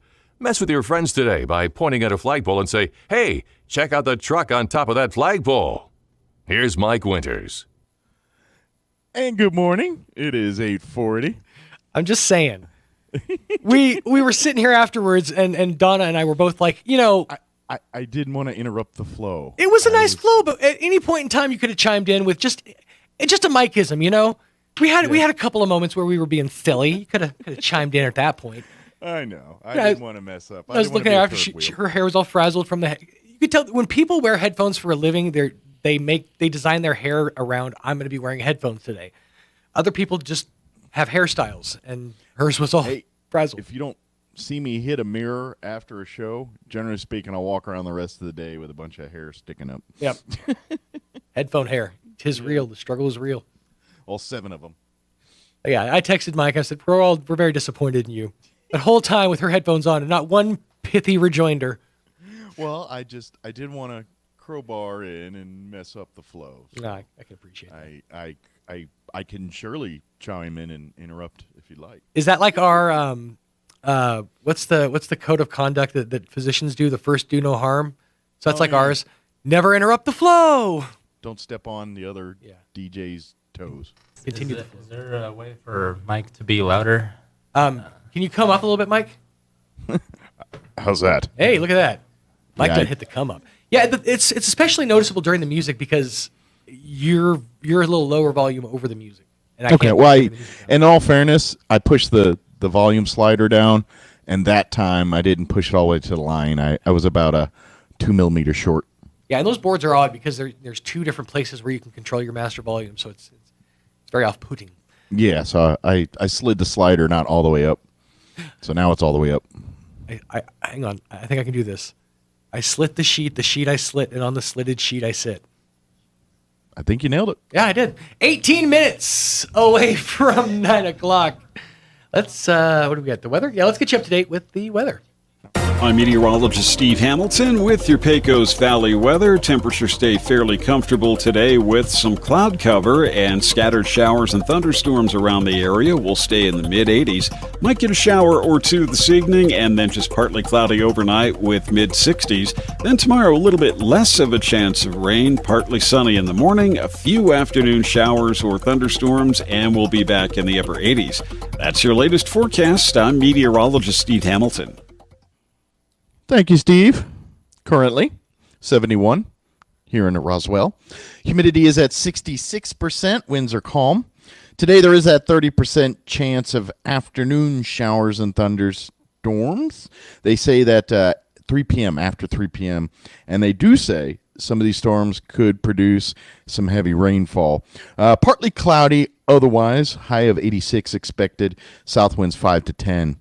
Tonight, partly cloudy, overnight low 67, no talk of moisture, south winds 5 to 10. Wednesday, 20% chance at afternoon showers and thunderstorms. Once again, some of these storms could produce some heavy rainfall. Otherwise, mostly sunny. Highs right around 90 tomorrow with south winds 5 to 15. 20% chance of rain continues tomorrow night. Mostly cloudy with an overnight low of 68. South winds 5 to 15. Thursday, mostly sunny. High of 92. South winds 5 to 10. Sunny on Friday. Highs right around 93. And then your weekend, 20% chance of rain Saturday, mostly sunny, highs around 92. 20% on Sunday as well, partly cloudy, highs right around 90. So there you go, your weather. So our guest in and about? Say again? Is our guest in and about? Not quite yet. We are still waiting to hear. Okay, cool. All right. Well, I guess we'll vibe for a little bit. Yeah, we'll ride this one for a quick minute. So have you found any new series besides I know you've been playing a lot of your game, but have you found any new series? Well, like I said, my wife and I have watched the Frank and Grace and Frankie, or Right. Frank and whatever that's called. Obviously And not so, enough. Yeah. So, well, it comes out like once a year, and it's the 7 seasons out, and so it's like a year or two between seasons, and I don't know why. Oh, because the cast is not exactly they're super young. busy. Obviously, the ladies have to get out there and create. What they did was I think this is the last season, the season 7. Uh-huh. So they gave us 4 episodes. Okay. And they're going to give us the final 12 next year. Wow. And so we watched the 4. That's actually yesterday. a big season. I mean, I know they're splitting it up over 2 years, but that's a big season. Yeah. Well, I think it's it. Yeah. But that's 16 episodes for the final season. Usually, even like they're giving Saul 1 extra episode this year. I think that means it's going to, two. I think it says there's 13 episodes this season. Okay. It's coming up. This is it, right? Yeah. And the reason they actually said once they're done, they'll have 1 more episode than Breaking Bad had. How is he doing? Because he got hospitalized like a month ago. I haven't heard. I think it was a heart deal. Well, they said he collapsed on set. I haven't heard why. I mean, I thought it was like a heart-related incident. Could have been. But I mean, as far as I know, that was the last that really came out in the news about it. So I sort of kind of fell off. It kind of faded away. Let's see. I'm assuming nothing bad happened, or we would have heard about that. Right. But it just kind of about a month ago they said, "Oh, he collapsed on the set." They took him to hospital, and that was it. Says despite his hospitalization, Odenkirk says he didn't have to undergo any procedures. Quote, "I'm going to be okay thanks to Rosa Estrada and the doctors who knew how to fix the blockage without surgery." So yeah, he did suffer a small heart attack. Ah, that's what it says. There we go. Quote, small heart attack. How old is he? 58. Something? 8. Yep, Okay. 58. All right. Looks like he's in relatively good health too. So bear that in mind, kids. I would have never Reaper gonna imagined. come get you. I would have never imagined when I was a young teenage boy, and I would watch Mr. Show. Yep. With Bob and Dave, and imagine that Bob Odenkirk would be not like a Grammy award-winning or nominated, not Grammy, what's the Emmy award-winning nominated or whatever he is, actor. Yeah. And this is Mr. Show. This is the guy that got started on that silly show with. By the way, that show's brilliant. Oh, I 100% agree. I laughed hard. Yeah, it's fantastic, and they both gone on to just be amazing. I mean, Tobias is one of my favorite characters on Arrested Development. Yeah. Tobias Although he's been laying low. He last has couple been. Years. He has. I think his brain finally just snapped. He still does stand up, doesn't he? Yeah, he does stand up, but he does that particularly very politically biting stand up. And I think his brain just kind of snapped over the last few years, so he just sort of like went into hiding. Yeah, could do that. Right? Yes. Stick to the crude humor you did back in Mr. Show days, and we'll all be happy. I still his bit about squiggles is one of my favorites ever. Where he's talking about. I wish I could do some of the segues they used to do. That was their big deal, like because it's a sketch comedy, just like your Kids in the Hall and all them other ones. But every episode tied their skits together, and it was like a theme for the whole show. And sometimes it would carry into other shows, but the skits would transition to each other. Yeah. With segues, like commercials, things that were they would connect. They would flow from one to other. And it was really cool the way they did it. Like, we're like one character from and it was almost like a Monty Python-esque style, similar to The Meaning of Life, kind of the way they did some of their segues, in that one character from the previous scene would like walk into the next scene to thusly transition it in or whatever. Yeah. Walk in and sit down at the bar, and then they would cut to another scene happening at that bar or whatever. So I laughed. I loved them. He got big. I think they're on Prime. No, okay, that was just a bad picture. But I think you can go back and watch them on Amazon Prime. Oh, really? At least you used to be able to. I about a year or two ago, I remember downloading a bunch. Nope. And watching them. HBO Max. Oh, they got them on HBO Max now. Hey, Mike. Okay. Yeah. You've got time. There's only 30 episodes. You can go back and rewatch the entirety of Mr. Show. I bet I could. Kim would sit through that with you. I don't think she would. No? No. She'll sit through some, but after a while, she doesn't have the sense of humor I do. Yeah, but I think you could almost imbue that into her. Like, if she's subjected to enough of it, okay. So here's what you do: do a Mr. Show marathon, and then do a Zucker movie marathon. Zucker movies. I'm thinking, just off the top, Airplane. Probably Naked Gun, and then maybe pepper in a Scary Movie 3 just for something a little more modern. Or if you want to go a little more obscure, Kentucky Fried Movie. I was going to say, but I felt like that might be a little bit too obscure for a Kim. Well, you're not going to win over getting her on Team Zucker with Kentucky Fried Movie. It's just that's a warped sense of humor. You got to. Okay. See if you can track this abomination down and watch this one, then we can discuss it. Movie 42. Oh yeah, that's on.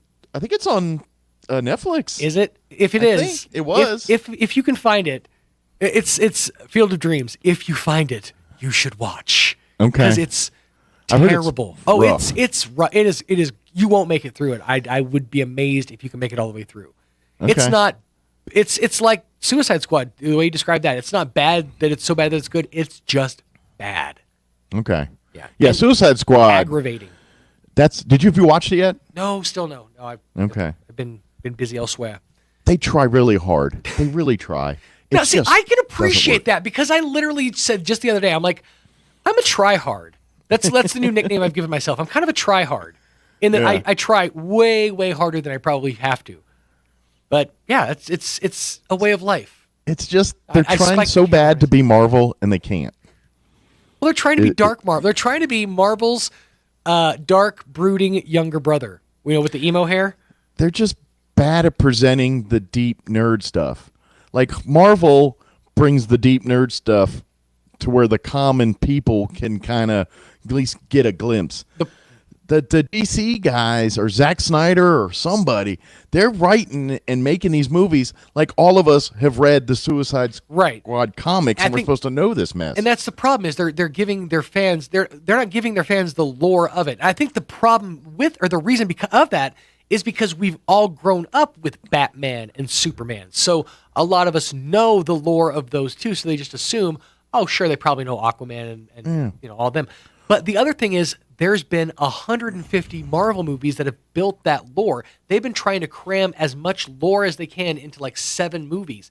And DC's movies feel bloated, whereas Marvel, it's an actual flowing story and all of the tentacles connect into that universe. Well, and also Marvel hasn't tried to reboot the franchises 12 times. Yeah. Like how many different versions of Batman and Superman have we heard? And they keep, here's the new Why is there 37 Batman? Ain't 37 Iron Mans or Captain Americas? But here's the thing. Because they keep the story. They keep changing it when it doesn't work and make all the comic book people get upset. Science fiction had this covered. And they decided, okay, multiverse. There you go, multiverse. So maybe in this universe, our Batman happens to be the guy from the sparkly vampire from Twilight. Maybe in this universe, our Spider-Man happens to be a pig. You never know what's going to happen. Speaking of, you were talking about movies, and I just had one I thought of. A movie that just fell on my radar like a week ago, and it should have been on there a while. The 1990s John Carpenter's Village of the Damned. Yeah, Village of the Damned. Mike's like, have you ever heard of this movie? I'm like, well, yeah. A lot of people have. That's like, you could have walked in and been like, have you ever heard of this Field of Dreams movie? That's what it was. Well, We're doing a whole in all baseball fairness, game based around this John movie. Carpenter's movie bombed. Yeah. Field of Dreams was a hit. That is true. Oh, by the way, I haven't had a chance to discuss this with you yet. So, you know about the whole $900 million deal that Viacom struck with South Park. Really? With Matt and Trey. Yeah, they've got them signed on for like 6 more seasons. Wow. A slew, like 14 movies, including South Park movies. They're also going to, and this is where I get really excited, because they're going to make other movies. They want to do musicals. They want to do a non-South Park. They want to do non-South Park musicals. They want to do South Park movies, but they also want to do non-South Park musicals. And here's the best part: they want to do a deep fake movie. A deep fake? A deep fake movie, like a Borat style, or like a whole movie in deep fake style. Have you seen the short that they put out? No. Okay. I think it's called Sassy Justice. Okay. You've got to look this up in the break. Okay. Because what they did was they got an expert in deepfake technology to take Donald Trump. Get my iPad. All right. Sassy Justice is what it's called. They took Donald Trump and they turned him into a character called Ted Sassy, and he hosts this show called Sassy Justice, and it's him, but it's with Trey Parker's. I guess, for lack of a better term, his Mr. Hat voice, kind of that, or Mr. Garrison voice, kind of that uppy. I don't want to see it here. Look, let me just play like a clip. I think it's. I've got it up here. Okay. Yeah. They can't hear that from there, so I'm gonna try. Okay. Well, I'm worried that something. Yeah, will come out that's not radio I think friendly. this is clean. But you hear that voice? Yeah. And that's what they do to coming out of Donald Trump. And it's genius. It's pure genius. They have Jared Kushner as a child. It is pure genius. And okay, I got one queued up here. I'll check it out. What I want to know is what would that look like? A deep movie? Is every actor just going to be replaced by a different actor? I'm assuming it's just good. They're going to have like just stand-in actors, and then they'll put the deep fake faces and voices over them. And the South Park guys are really good at doing celebrity voices. So yeah. My question is this going to fall under parody, or are they going to be facing like the biggest lawsuit ever when every celebrity gets offended that they're it'll be War of the World, or is it just going to be a bunch of nobodies? Either. Right. Yeah. Who knows? It could be either one of those. But yeah, the fact that they're teasing out that they're going to do it, people are going to be on guard. Right. Anyway. Oh, absolutely. You know what I mean? So in addition to that, though, they also bought, and we talked about this, but they bought Casa Bonita, the restaurant, which they were already planning on doing, and Casa Bonita. Yeah, exactly. And they are starting Tegrity Farms. They are launching Tegrity Farms as their own weed company. I'm like, because of course you are. They already got like 17 commercials built in. Tegrity Farms. Well, South Park has always marketed their stuff. I mean, the Towel, the Mr. Pooh stuff. Oh, I mean, South Park got the marketing covered. Mm-hmm. Yeah, it turns out when you can, crank a show out in 6 days and stay, culturally accurate, it'll. What are those guys worth? Oh, so much. Well, the deal they just signed was $900 million. So wow, whatever it is, it's $900 million more than what it was before. And they were They're already not billionaires, are they? I'm sure they are. They probably were before because of South Park, because of all the deals they struck with Viacom, with Comedy Central, and also with all their side projects, with your Book of Mormons, with your your basketballs and stuff like that. They were. I mean, they're there. millionaires, but do you think they're billionaires? Celebrity net After worth taxes, is never though? right, but I'm going to look it up anyways. I'm curious. They should do their own Hamilton. They should. Well, they kind of did their Book of Mormon, so yeah, it'd be the natural. Which have progression. you? It's still one of my favorite net worth. Is like second thing up. $600 million is what it says each, but again, they just signed that. All? So you got to figure they just signed $900 million, so that's what, $450 a piece. So yeah, that pushes them close. right up there. Close. Yeah, but that's before taxes. Sure. And that's also and then I'm sure they paying out how they pay that out is, maybe it's in stock, and shares probably the I don't budget know. to make the show and stuff like that. So. Points. Yeah, they got like spend money and stuff. But the point is, they ain't hurting to put cheese on their Whopper. No. They're sitting pretty. They can go double Whopper if they want. Ooh, double Whopper. That sounds fantastic. Doggone it. And Roy's just sitting over here hearing one side of this conversation. It's got to be just weird as heck. Well, I just felt like I needed to interject because I think that DC is more of a wild card when it comes to making movies than Marvel. We don't really have a lot of time. I would agree, but the problem is they're bloated. They're trying to cram too much. 4 hours is way too much for a movie. Like their highs are higher. Their lows are lower, but their highs can be higher, and you might get something like a Joker. Yeah. Oh, absolutely.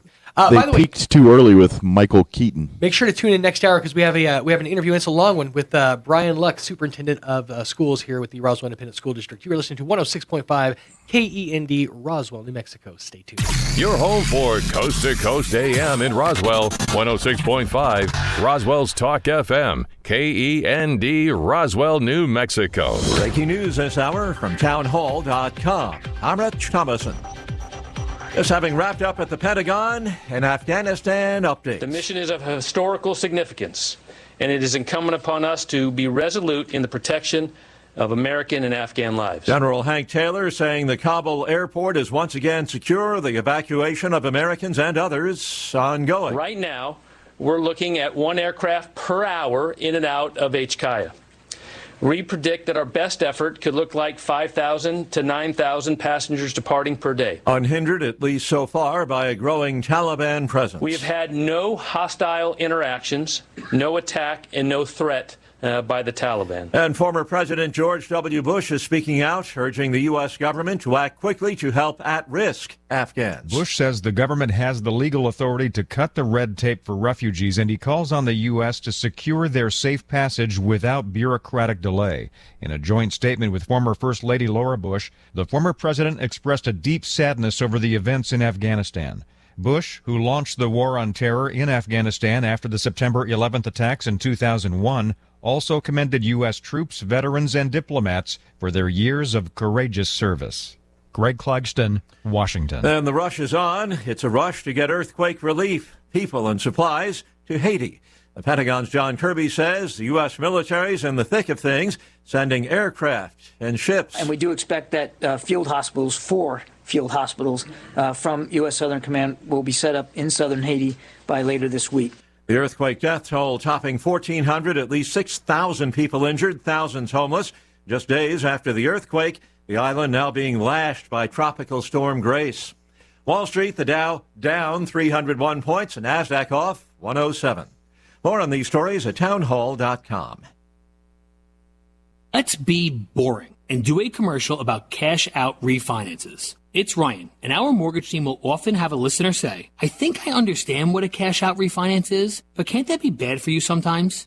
So let's hit on that. As with anything, it's certainly not the right move for everyone. If we don't have to, we don't want to add a bunch of years onto our loan, or increase our monthly payment too much, or pay more in the long run. But because home values have skyrocketed so far up the last few years, while rates have come so far down, we've seen many scenarios where listeners today can pull out a significant chunk of money from the new value in their home, while lowering the years on the overall loan, while lowering their monthly payment, and lowering how much they ultimately pay. The key is to just look at the whole picture and be honest with yourself about your situation. If you're looking for someone to show you your options, we are United Faith Mortgage. United Faith Mortgage is a DBA of United Mortgage Corp. 25 Melville Park Road, Melville, New York. Licensed mortgage banker. For all licensing information, go to NMLSConsumerAccess.org. Corporate NMLS number 1330. Equal housing lender. Licensed in Alaska, Hawaii, Georgia, Massachusetts, North Dakota, South Dakota, or Utah. More wildfires breaking out across hard-hit Greece. 2 blazes triggering evacuation alerts for villages southeast and northwest of the Greek capital. Get details in this report from the BBC. The first blaze, which broke out in the Keratea region southeast of Athens, was making its way towards a national park nearby. As a result, 3 communities in the area were evacuated. Some residents desperately hosed down their homes, hoping to save them from the approaching flames. The fire department sent in 91 firefighters, 6 water-dropping planes and 6 helicopters. On the other side of the capital, to the northwest, another blaze broke out in the Villa area, where strong winds were expected to keep the flames going. An evacuation alert was also triggered for 3 villages in that area. Greece has been roiled by hundreds of wildfires this month, with the blazes coming on the heels of the country's most severe heat wave in decades. That report, correspondent Karen Chamis, townhall.com. Indiana Governor Eric Holcomb broke with some of his Republican peers on Monday, telling reporters that schools implementing mask mandates are making a wise decision when the facts warrant it. Several Republican governors have issued orders in recent weeks barring schools from enforcing mask mandates despite the surge of COVID-19 cases throughout the U.S., which is being driven largely by the highly infectious Delta variant. Florida Governor Ron DeSantis recently gave parents a choice to opt out of mask mandates, contending that parents should decide if their children need to wear face coverings in schools. Texas Governor Greg Abbott has also signed a similar executive order. Holcomb, however, broke from his GOP peers when he expressed support for the mask mandates in schools. He said, "I think the schools that are putting mask mandates into place are making a wise decision when the facts warrant it." Bernie Bennett reporting. Wall Street selling off following a disappointing retail sales report. The Dow down 296 points right now. The S&P is off 28. More on these stories, townhall.com.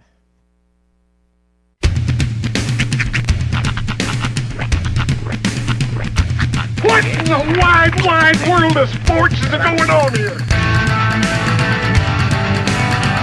I promise you, whatever scum did this, not one man on this force will rest for 1 minute until he's behind bars. Now let's grab a bite to eat. Yeah, come on. I feel the hot wind on my shoulder and the touch of a world that is older. I hit the switch and check the number.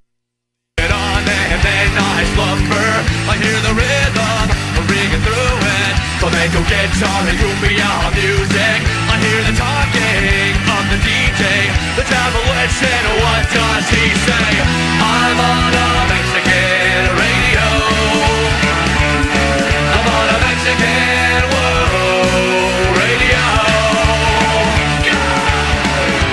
Broadcasting live from high atop the J.P. White Building in downtown Roswell, New Mexico. It's Mornings with Mike Winters on 106.5 Roswell's Talk FM. Is that what I sound like when I talk? Now, here's your host, Mike Winters. And good morning. It is 6 minutes after 9 o'clock. Welcome to hour number 3. Crazy Viernes. Of Mornings with Mike Winters, right here on 106.5 Roswell's Talk FM. Happy Tuesday, everybody. By the way, yeah, we need to take these deepfakes cereal. Oh my! Is it not just the most amazing thing you've ever seen? The Donald Trump, man. It's so good. The Fred Sassy. Yes. Donald Trump. Fred Sassy. Or Donald Trump has found Fred Sassy. Uh-huh. It looks like Don has a brother. Right? It's they went beyond deepfake to where they nailed the deepfake and then they added to make the deepfake look silly or funny or whatever. Yeah, it looks like a legit person talking. If it wasn't for the South Park voiceover, yeah, you'd think it was a real person. They're so, and it's equal parts like hysterical and also terrifying. Although Ivanka had man hands. You notice that? Did you get to the part with Kushner? Not yet. Okay, it's coming. It's chef's kiss levels of genius. Yeah, it's pretty good. So, we do have a long interview this hour, so we probably need to get to it relatively quickly. Heard it quick, yes. You sat down and chatted with Brian Luck, the superintendent for the Roswell Independent School District, a couple days ago. Kind of the post-mortem from the school board meeting that was last week and all the chaos that happened from there. And it's actually kind of interesting going back and listening to this interview in hindsight, given everything that's happened since then. Right. This is true. I mean, look, it's been a crazy week. I get it. I understand that you don't want to be herded. You're not sheep. I understand. Put the mask on. Just put it on. Well, it's a minor inconvenience to things are closing down, and apparently that's the only way we can keep things open right now. So is that you? What it is? Is that you? What in the system? Yeah, that was me. Okay, just making sure because it was doing funky things, and I wanted to make sure. Yeah, I was talking and doing things. Because things are in place. I just wasn't sure if you we're putting things in place by, I'm pretty sure it's there. Yeah, it's all there. I was just lining up the brakes and all that. Oh, look at you. Getting it all the way I like it. Sweeping in, making it look all sexy. Yeah. All right. It is 8 minutes, 9 minutes closing in. We're at 9 minutes after 9 o'clock. Yeah, let's go ahead and get that weather up to date for you. Here it is. I'm meteorologist Steve Hamilton with your Pecos Valley weather. Temperatures stay fairly comfortable today with some cloud cover and scattered showers and thunderstorms around the area. We'll stay in the mid-80s. Might get a shower or two this evening and then just partly cloudy overnight with mid-60s. Then tomorrow, a little bit less of a chance of rain, partly sunny in the morning, a few afternoon showers or thunderstorms, and we'll be back in the upper 80s. That's your latest forecast. I'm meteorologist Steve Hamilton.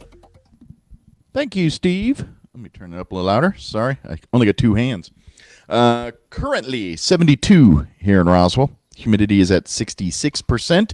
Winds are out of the south at 5 miles per hour. We are looking at a 30% chance of rain this afternoon. Some of those storms could produce some heavy rainfall. Partly cloudy otherwise with a high of 86 today. South winds 5 to 10 miles per hour. Tonight, partly cloudy, overnight low of 67. South winds 5 to 10. There is a 20% chance of rain for your Wednesday. Once again for the afternoon, some storms could produce some heavy rainfall. Otherwise, mostly sunny and a high near 90. South winds 5 to 15 miles per hour. That 20% chance of rain continues into tomorrow night. Mostly cloudy with an overnight low of 68 and south winds 5 to 15 miles per hour. Looking at the rest of the week on Thursday, mostly sunny, high of 92, south winds 5 to 10. Friday, sunny and a high of 93. And then for your weekend, Saturday, there's a 20% chance of rain, mostly sunny, high near 92. 20% on Sunday as well, partly cloudy with a high near 89. All right, it's 10 minutes after 9. We're going to take a quick break, and then our interview with Superintendent Brian Luck we had last week with him. That's on the other side. Don't go away. You're listening to Mornings with Mike Winters. Innovation, service, integrity, and knowledge. J.S. Ward & Son Insurance Agency. Auto and home, life and health. Personal and commercial, bonds too. Since 1925, we have the coverage for you. Innovation, service, integrity, and knowledge. J.S. Ward & Son Insurance Agency. Did you know that most burglaries occur during the day? Why, you ask? Most of us are at work, leaving the burglar to go unnoticed. Did you know the average loss from a home burglary is over $2,200? Not including one's loss of emotional security in their own home. Avoid being a burglar's target market and get a monitored security system from Zenith Security Services, all for around $1 a day. Wouldn't you agree that an ounce of prevention is worth a pound of cure? Call Zenith Security Services today, 626-3521. You may say I have nothing to hide or I don't say anything the government would want to hear. But why would you allow unwanted intrusions of your privacy? At any given time, there are 3 to 5 agencies listening in on your cell phone calls. DEAF prevents outside entities from listening in by cloaking your phone from all-seeing technology. What they can't see, they can't hack. Sign up now for DEAF at deafprotection.com. That's deafprotection.com. You've slouched on it. You've slept on it. You've sheltered in place on it until it's worn out. Now it's time for new furniture from Glenn's. Like a breath of fresh air, Glenn's will brighten your home with beautiful new furniture you'll be proud of for years to come. And at Glenn's, everything is ready for immediate delivery. So reopen your life and refresh your home with a trip to Glenn's Furniture at the corner of Union and Alameda, where delivery is free since 1953. A good night's sleep is so important. Did you know that proper sleep supports a healthy heart, decreases chances of weight gain, and boosts a positive mood? Hi, this is Dr. Sarah Usher with Carabelli Dental. It doesn't matter your age, sleeping issues can make any of us reach for that all-day cup of coffee. If you know you are not sleeping because of severe snoring or sleep apnea, come visit us. We can make you a small oral appliance that will help you sleep better and live better. Come see the team at Carabelli Dental at the corner of 9th and Main in Roswell or call 622-4455. Red Dirt Black Gold 2021 is coming Saturday, August 28th in downtown Artesia, featuring featuring some of the best in red dirt country from Tell Runyon, Josh Malloy, Bart Crow, and Reckless Kelly. 92.9 The Brand is giving you the chance to score a VIP experience. We're talking food, backstage access, and the best seat in the house. Just text VIP along with your name to 291-7468. That's VIP along with your name to 291-7468. Enter for your chance to go VIP from Red Dirt Black Gold and The Brand. Here's a Mornings with Mike Winters fun fact. Slugs have 4 noses, but no fingers to pick them. Here's Mike Winters. Joining us in studio. I think last time I spoke to this man officially in here, he was just a plain old principal. Now, superintendent for the Roswell Independent School District, Brian Luck, with us. Good morning, sir. Good morning. Yeah, be careful what you wish for. That's true.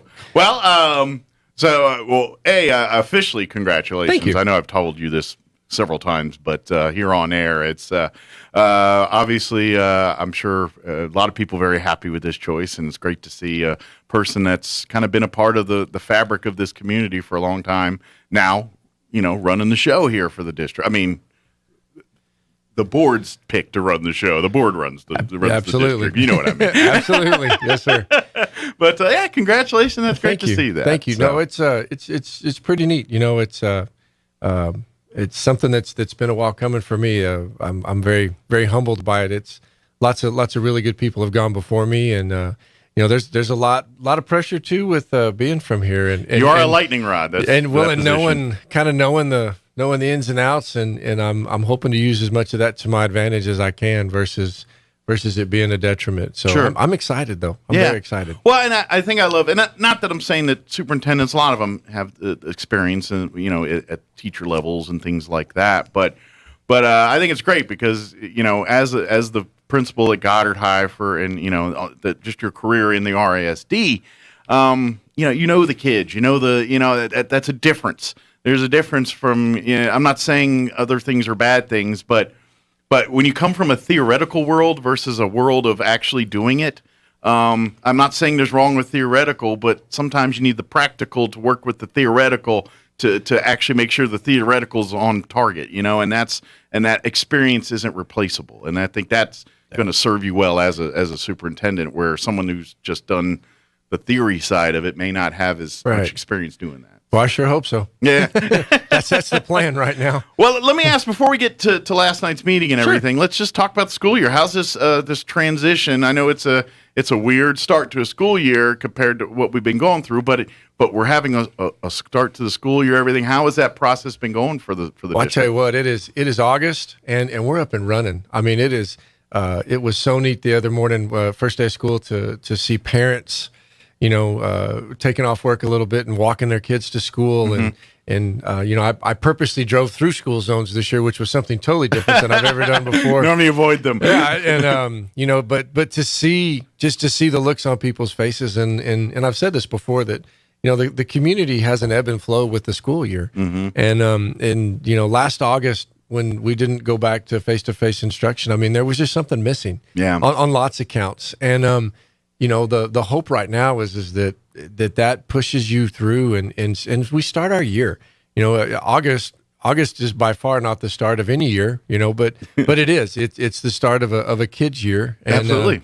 And by default, kind of your family's year too. It really does. It moves us through our fall activities Mm-hmm. and then on into winter and Christmas, and then obviously you start looking forward to spring, but it really just, it feels like it just kind of sets the tone for the community. You've Mm-hmm. got particular events that are your benchmarks, and we're off and running. We've got all in-person learning going on right now at all of our schools. Yeah. We've got some virtual options that we can talk about those here in a little bit, but it was so neat walking into elementary schools, because I don't generally do that. Yeah. And just the energy. Yeah, you spent a lot of time in the high school here. Yeah, I did. It's a different world in the elementary yes, school. It is. Yeah. But it is that energy that just miraculously appeared because of the first day of school. Mm-hmm. was really nice to see. And like I said, our teachers have been working hard. They didn't have a lot of a summer this year, and a lot of them, it seemed like,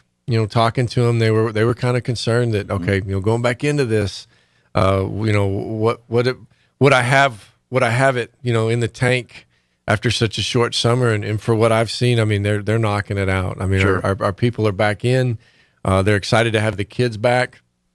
We're working on, what does now normal look like versus, like a regular year, what I would say a regular year.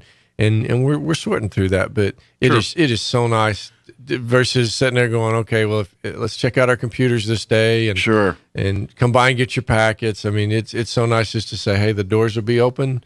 We'll have you inside, and we're back and running. Yeah, and this is something, and I think I shared this with you last week when we were talking on the phone. I can't remember, but my wife, she's a second grade teacher. You know this. Yes, sir. I've told this on, but she's going into her 24th year now, and you're right. You're talking about it's great to see kids going into school. I mean, we can talk about masks and stuff all day, whether you like it, not like it, any of that stuff. That's a different debate, in my opinion. But what I mean is, it's great to see these kids in school and everything. And one of the things that I think once you think about it, you're like, of course. But one of these things we don't think about till it happens is, and this was something my wife shared with me, that this leans to, we got to get these kids back in school. And she was telling me she's a second grade teacher, so. Basically, when COVID started, those kids that she has right now, they were in kindergarten when all this started. And so that kindergarten year got kind of botched up a little bit because the back half of that year, they just wasn't March on, it was done. And then so that got messed up. Last year, there was minimal time in classroom. A lot of it was online for the most part. So her second graders, this is really their first time, with the exception of that little stint in kindergarten where they've been in school for the whole year doing the procedures, and they don't know it because they haven't experienced it. And so my wife is in essence almost teaching them to be students in a school again, where it's like, oh, you got to learn the ropes. You got to walk in the line. You got to, all the procedures that are just part of every kid in elementary school experience. They haven't had it. So they got to learn it. And so that's another layer that we're now working on. And so I know everyone's got their points on masks and virtual and this and all that, but I don't care what you say, the kids need to be in school. And this is, and that's, whether they're wearing masks, not wearing masks, that's a different debate. They need to be in school. And this is putting that in that direction. And that's a good thing. Well, I think you bring up a good point. I mean, you take 2 years. If you work in just whatever type of a job you work in, and we disrupt that 2 years, and then say, okay, now we're going to run back, it's hard. Yeah, I mean, and you've nailed a good point there with just basic day-to-day operations. Yeah, and it. The first of every year, you're going to have to reteach a little. Sure. But I cannot imagine that this isn't a year where you're having to kind of take a little bit extra time. And we've asked our teachers to kind of look at that as far as, going forward. Don't just assume that it's learned behavior that a regular year, because you're right. I mean, there's a lot of difference between a first grader and a third grader, or a third grader and a fifth grader, and we have, we've got kids at the high school level that were there a little bit last year, but they never did get a chance to go look around. Sure. The mid-school kids, we've talked a lot with the parents. They said, well, we didn't get a chance to do any of that kind of stuff, and we've relied really heavily on flexibility with the kids and just the resilience of the kids that show up, that they want to be there that bad that they're willing to make it work, and you can't overlook that. Absolutely. Well, and that's a great thing when when you've got the kids invested desire to do that. I mean, especially when you get to your high school levels and things. And let's face it, teenagers are teenagers, and I don't care if we've all been one or going to be one, or you've at least parented one, and it's a challenge in a normal environment. Oh, yeah. But with COVID and all the other wrinkles, it's great to see that they are fully invested as well in wanting to do that and because I'm sure they're tired of, what I mean? They're tired of let's face it, it is very nice comfort to know when you got your school, it's like, all right, I got this. This is like, what's ahead of you, and unfortunately for these students, and this is from kindergarten all the way to 12th, right? That's not guaranteed for them right now. And we want to make that, but let's face it, last 2 years, it's like, hey, how is it going to be? Well, I don't know. Maybe it's going to change. It depends on the world here. And there is that stability is so important, I think, for Absolutely. kids' structure and schedule and learning and things like that. So to see them back in school, mask not, whatever people upset about that, at the end of the day, the win is the kids are in school, in classrooms, being taught by teachers in the same room and everything, and that's where we need to be. I could not agree more with you, and like you said, there's some debate to be had on all fronts, and I'll let some of the powers that be have those debates. That's why they get the big bucks, the election. But you're right, they're elected officials, and this is what the elected officials do. I do know that as a parent, and we've talked about this quite a bit, that that gets to be their decision when they look at stuff like that, and then they need to weigh a lot of those. I don't want to say options, but they need to weigh for their decisions that they're going to make. Sure. The being in a room and having somebody. I mean, I've said this multiple times at different organizations. Teaching your kids is our job. That's what we signed up to do, and that's what we get the money for. And we just want the opportunity to do that. And last year with everything that happened and how our parents, boy, they didn't just chip in. I mean, they filled the void. They killed the vacuum there, kind of a deal. And that was super appreciated. And now it's our job again. Yeah. And that's what, my hope is that we'll get that opportunity to continue to do that job. Absolutely. And but people keep being involved. Keep being, that your children will not succeed without your parents' involvement in that. The teachers will do everything they can to help them through, but without that home support from the family working and helping on that side, it's you always hear the take a village and all the cliches and everything, but it's legit. Everybody's got to do their part to make it happen. And I'm kind of curious as to how this year plays out with so many parents and grandparents and neighbors, having to get involved. Sure. I'm kind of curious as to what a general evening looks like now with a student that comes home and the parents will say, "Well, do you have any homework tonight?" or something like that, and the kid says no. Immediately a lot of the parents can go back to last year and say, "No, last year, come here, open up," and I'm kind of curious as to what those excuses won't fly no more. I'm wondering, and what could that be like with everybody kind of on the same page? Absolutely, yeah. It's when everyone's involved in that kind of stuff and looking out for each other and helping each other, it's a good thing. Yeah, so absolutely. Well, let's kind of talk about the school board did meet last night. It was a well-attended, popular meeting because of the resolution vote about the mask. Now, this resolution, it's not.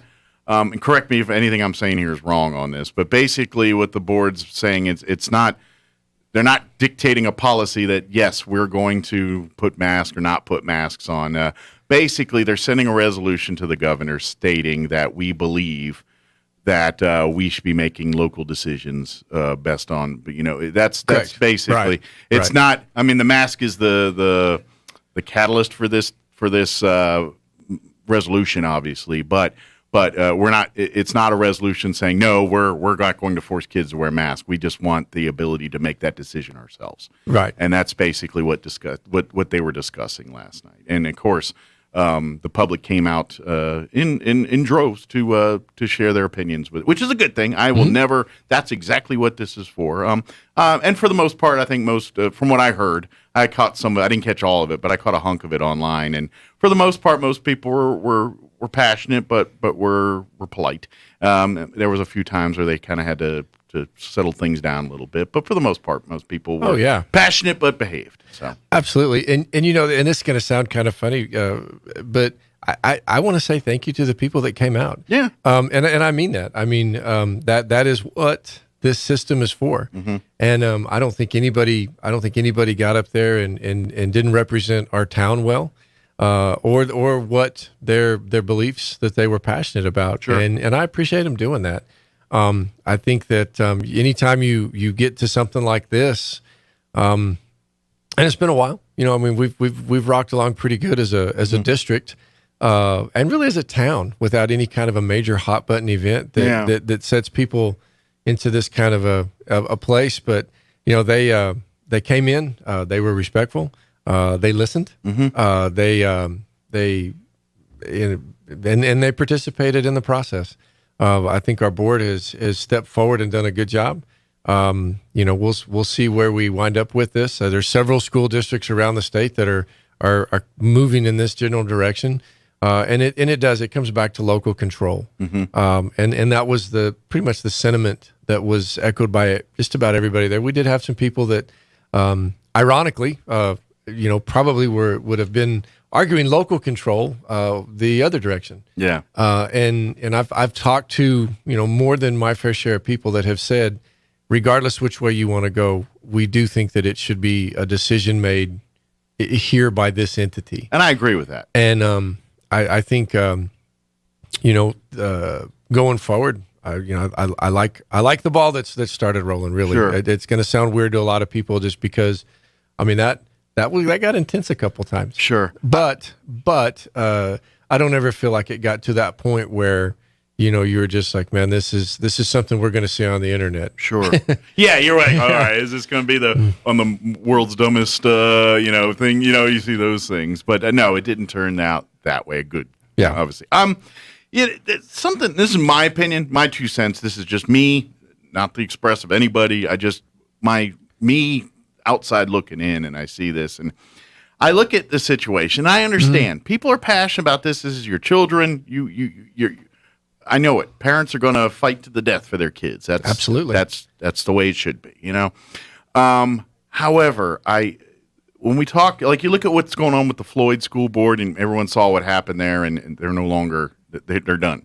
And I mean, what more is coming of that? Who knows? But that's where they're at right now. And I guess my thought is, I'm like, I understand. We want abuse of power. We want to make sure we address that and things like that. I get that. I'm also pick your battles. And what I mean by that is maybe our children's not the battleground for that kind of thing. When our elected officials in city, county levels have mass mandate problems, issues in these public yes, fight the governors on these things. But when we get to a point where we're in a classroom, and at the end of the day, after all the fighting's done, after everyone decides who's right and who's not right, who's getting hurt the most? The kids. And not that I'm saying we shouldn't fight for kids and all that, but to defy the governor in that way through that conduit, I don't know. I think at the end of the day, the only person that suffers is the kids. And that's why I'm a little bit apprehensive about choosing that avenue to fight this fight. I understand there's going to be a lot of people that disagree with me on that and everything else. And God, me personally, I'm like, I don't know if the casualties involved here is worth that fight. I'd rather use this same fight and use it in a level where we're not, at the end of the day, the only people that are putting themselves in line are the elected officials and the folks that are passionate about, not kids that are going to miss out on education. And I don't care what you say. We need our school board. We don't want the PED running the show here for Roswell, New Mexico. We want our people here running it. And if they do the way of Floyd, then guess what? We're going to have the PED all over us doing everything. And you think you're upset about things now? Wait till someone from somewhere else is telling you how to do things that has no idea how we do things here.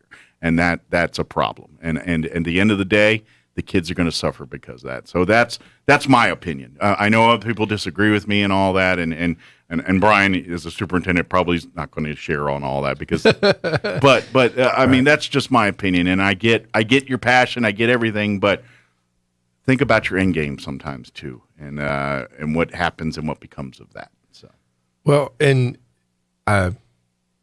that's quite the monologue to follow there. Sorry, I just wanted, when I hear this kind of stuff, and I get it, I understand. Yeah. I know there's passions and everything. I'm just like, pick your battles on these, and this is one that I don't know if the consequences of those results are worth it on this one. Well, I would say this, and we have looked into the other districts.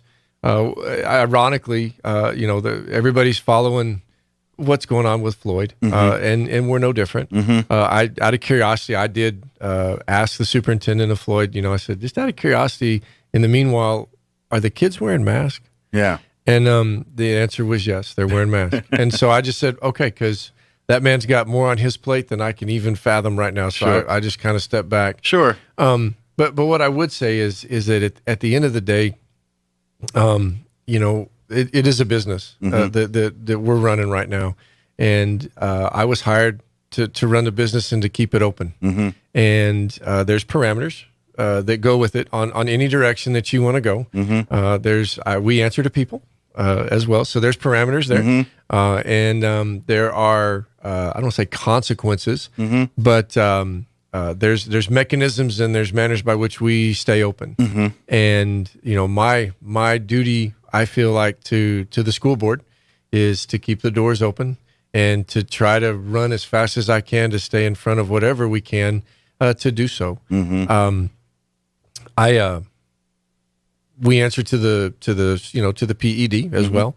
And again, I want to try to do whatever we can to keep our kids there.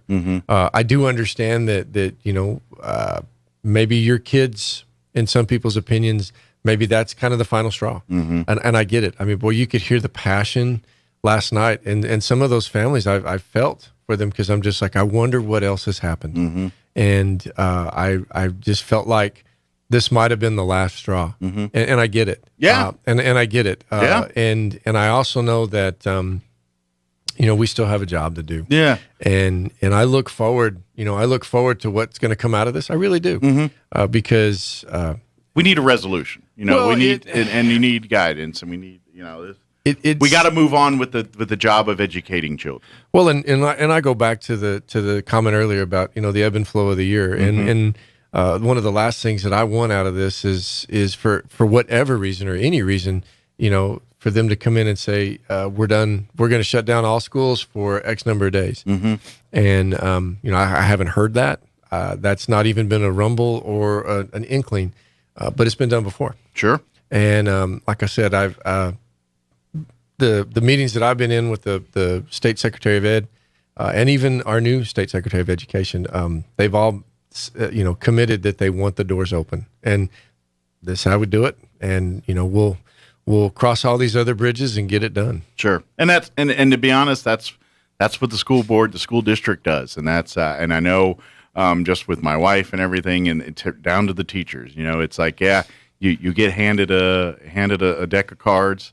And you play the hand you're dealt, and that's what they're doing. And they're taking the things, agree, disagree, like, don't like, and they're making it happen to make sure our kids have the best opportunities when they walk through those doors. Right. And that's what they're doing. And I appreciate, and I get, like you said, I understand. I understand completely. People are mad. I understand they want to do something and fight. I agree. I'm the same way.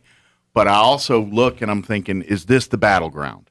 I mean, we could go other avenues. Maybe, this is where the city and county and those elected officials get involved with some of these mandates and things like that. And I just, because I'm worried that what's going to happen is if you go scorched earth, which is kind of what the Floyd thing's a little bit like, I'm afraid you're going to reap what you sow there, and our kids are we willing to sacrifice that for our kids? And I'm not sure. My answer is yes on that. I understand some people disagree with me, but I just don't know if my answer is yes on that. And then again, that's my opinion, and that's me only. I know other people, and I want to say that too. I get it. Right. People disagree with me, and I understand what you're what you're saying and what a lot of these passions are about. And I'm just like, be careful. That's all I'm saying. Is like, be careful. There are consequences for this. Are you fully aware of that?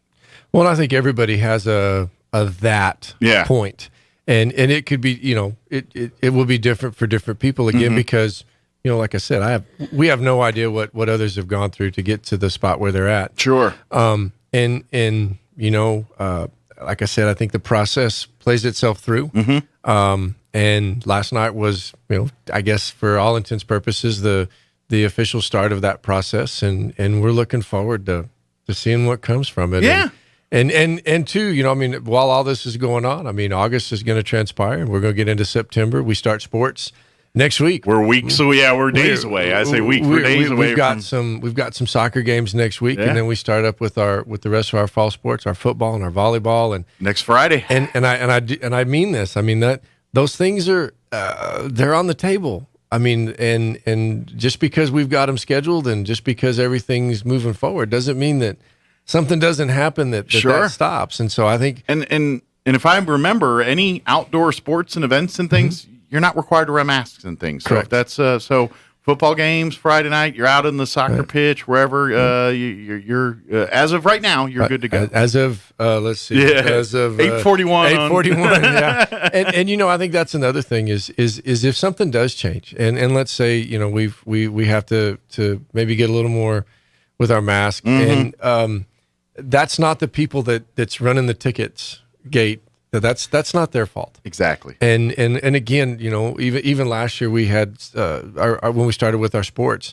I had family that missed my daughter's entire volleyball season because they couldn't go to an inside game here in town. Yeah. And they could, we could watch it on video, and it's not the same. It's not. But my number's posted. I'll take it. I'll be more than happy to hear it. Sure. It's well, you got to do you're given a set of circumstances, and you make the best of it. And that's what last year was for all of us.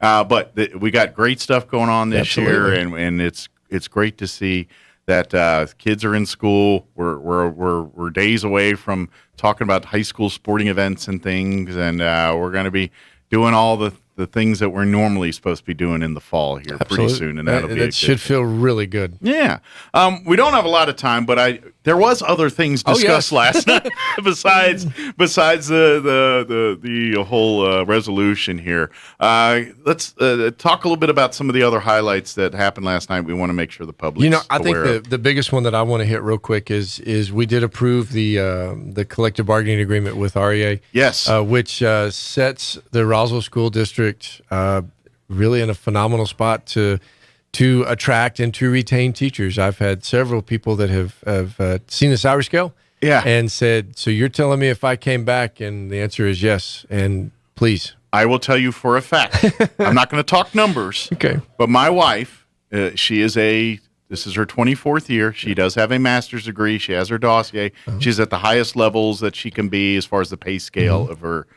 But with the pay increase, I'm pretty sure this is the biggest jump in salary she's had. I don't know if but certainly in a normal without a promotion like it's a significant increase. It's much. I'm happy too because I live there and now I got a sugar mama. Just kidding, but but no, it was a significant increase. I don't know about all levels and how it all broke out, but I know from that highest level, that's a good jump, a big jump compared to what it used to be. And the numbers vary across the board. Yeah. The REA, NEA, along with district representatives, sat down and cleaned up the scales. There was multiple columns and multiple pages, and they looked at it and said, you know what, this would be cleaner and it would be a more user-friendly method. And the big one right now, and it was mentioned last night, was we've said that we value our teachers, and I do feel really confident that last night we kind of put our money where the mouth, our money where our mouth is, but that is the intent. We do know that we are in major competition to retain our teachers, and to attract, We've long, been in battles with other communities around here to keep them. And let's face it, there's been communities nearby that have almost gone. You're like, wait a minute, you're going over the scale here. Well, you're cheating. They advertise in our paper. They've had a scale that has been not just sort of a little cutthroat. Attractive.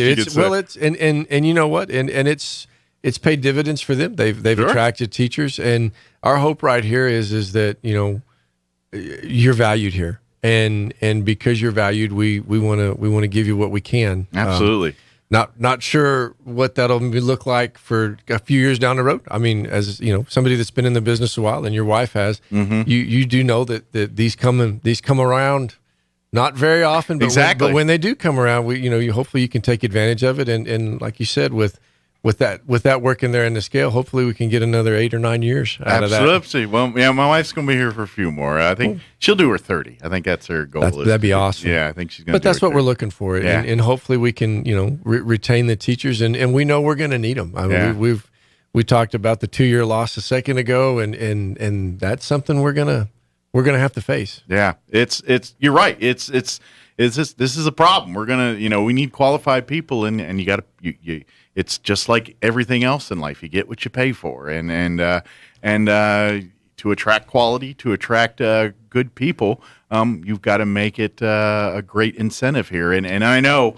between the partnerships with the city and the county and the school district, because let's face it, it takes more than a big income to attract teachers to our area. They look at the stats, they look at what's it like to live here and all that stuff. And so I know you guys have been working hand in hand with the community to be that, because let's face it, it's the hospital industry is doing the same thing as you guys have, even law enforcement. I mean, they're all trying to attract people to our area.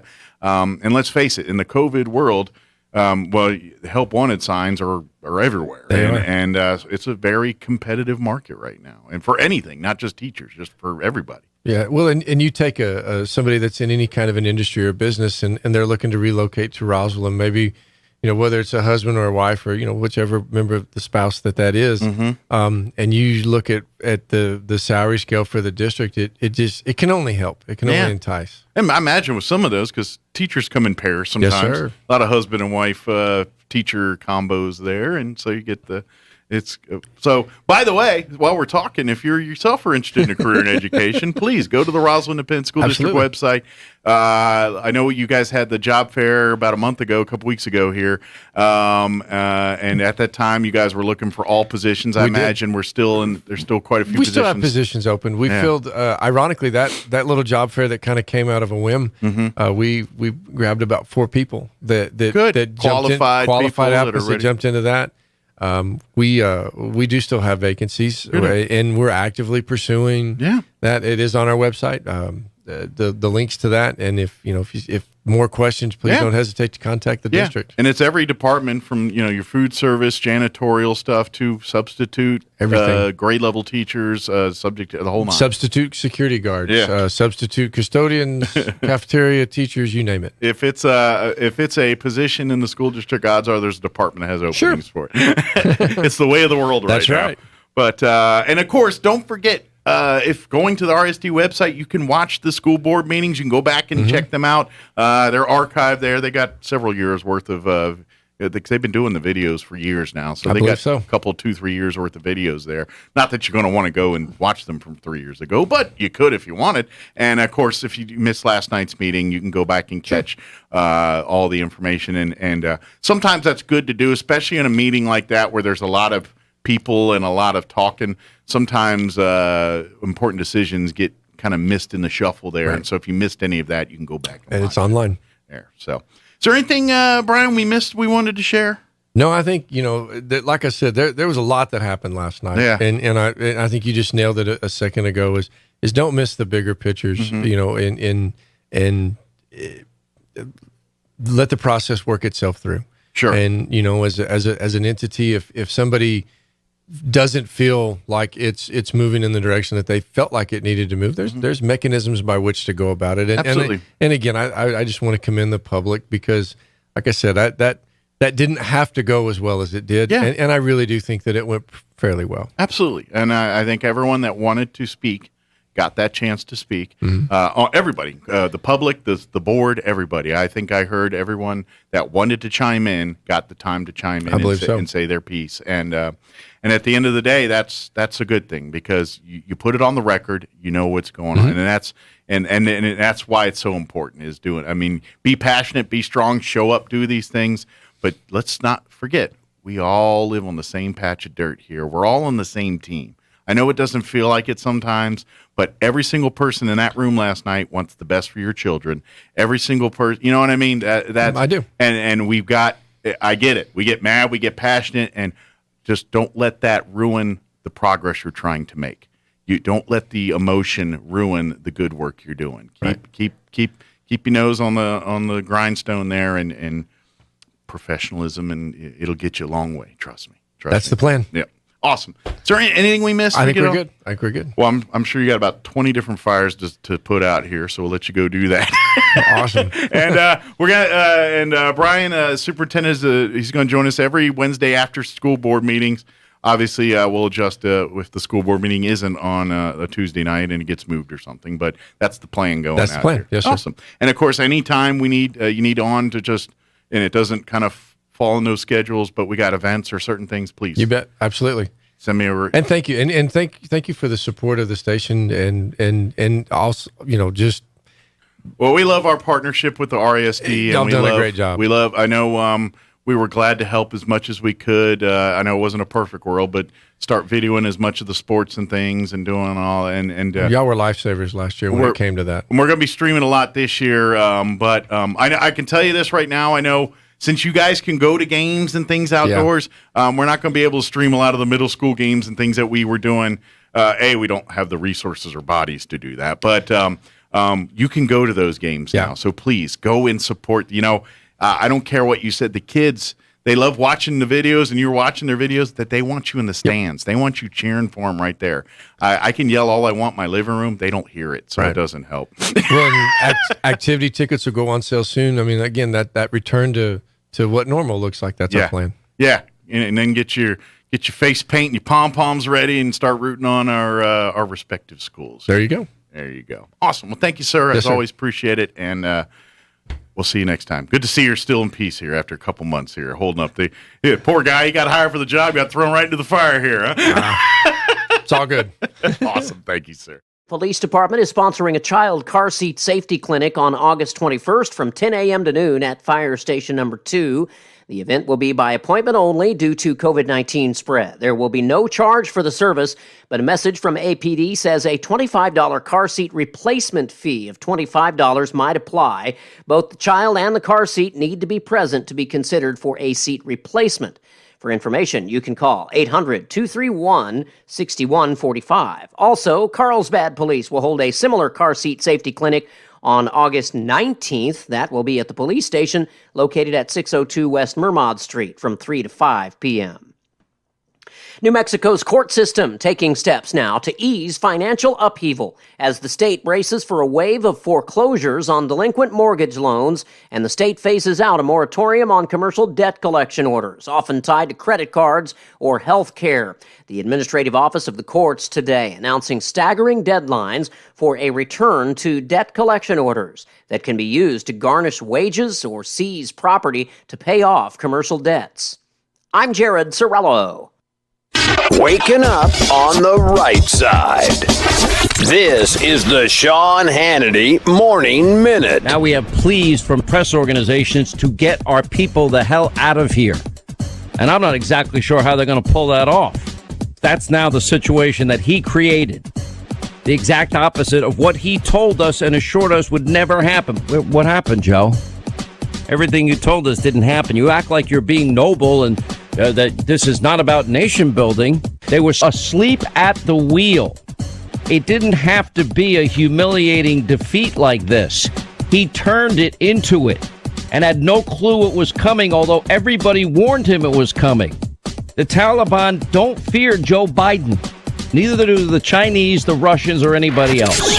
From coast to coast, from sea to shining sea, it's the Sean Hannity Show. You know, last year there was a victim of identity theft every 3 seconds. You know, a criminal can be spending your money, applying for loans, credit cards in your name, damaging your good name, reputation, and credit, and even selling your personal information on the dark web. Unfortunately, you could miss all these threats on your own. LifeLock Identity Theft Protection. They see threats you will miss on your own, and when they do, they will alert you if they see suspicious activity. And if you become a victim of identity theft, they have U.S.-based identity restoration specialists that will be dedicated to your case that will work to fix the problem start to finish. No one company can prevent all identity theft or monitor every transaction of every business, but LifeLock can help protect your personal information so you keep what is yours. Call now, 1-800-LifeLock. You'll save up to 25% off your first year. 1-800-LIFELOCK or go to lifelock.com. Use the promo code Hannity. You'll save up to 25% off. I'm meteorologist Steve Hamilton with your Pecos Valley weather. Temperatures stay fairly comfortable today with some cloud cover and scattered showers and thunderstorms around the area. We'll stay in the mid-80s. Might get a shower or two this evening and then just partly cloudy overnight with mid-60s. Then tomorrow, a little bit less of a chance of rain, partly sunny in the morning, a few afternoon showers or thunderstorms, and we'll be back in the upper 80s. That's your latest forecast. I'm meteorologist Steve Hamilton. With the SRN News Business Brief, I'm Rich Thomason. A disappointing retail sales report for July sent the stock market tumbling this morning. Retail sales dropped a seasonally adjusted 1.1% last month compared to June, a much larger drop than analysts had been expecting. Home Depot sales continue to surge, although same-store sales appeared to fall back to earth after a year in the stratosphere. For the 3 months ending on August 1st, sales climbed to $41.12 billion from $38.05 billion. Chairman and CEO Craig Minea said this was the first time the chain surpassed quarterly sales of more than $40 billion.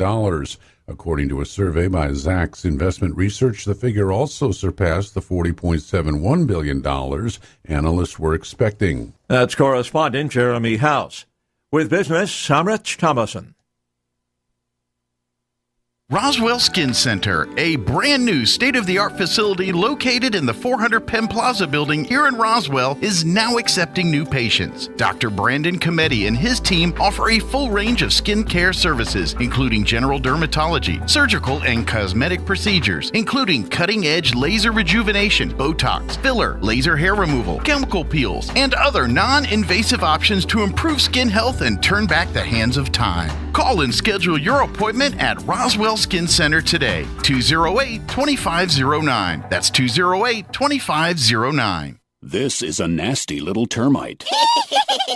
It loves nothing better than to eat your house, your subfloors, your walls, around your windows, and then they swarm around taunting you. We're eating your house. We're eating your house. You'd like to kill them, wouldn't you? But you don't want trenches dug around your home, and you don't want holes in your foundation. That's where Dow AgroSciences and the Centricon Termite Colony Elimination System come to the rescue. The same system that protects the White House can help protect your house. An authorized operator strategically places Centricon stations around your house and then carefully monitors them for termites. If they're found, a professional inserts bait tube devices. The termites take the bait and they die. I feel like I'm dying. Kind of like that, only a lot more effective.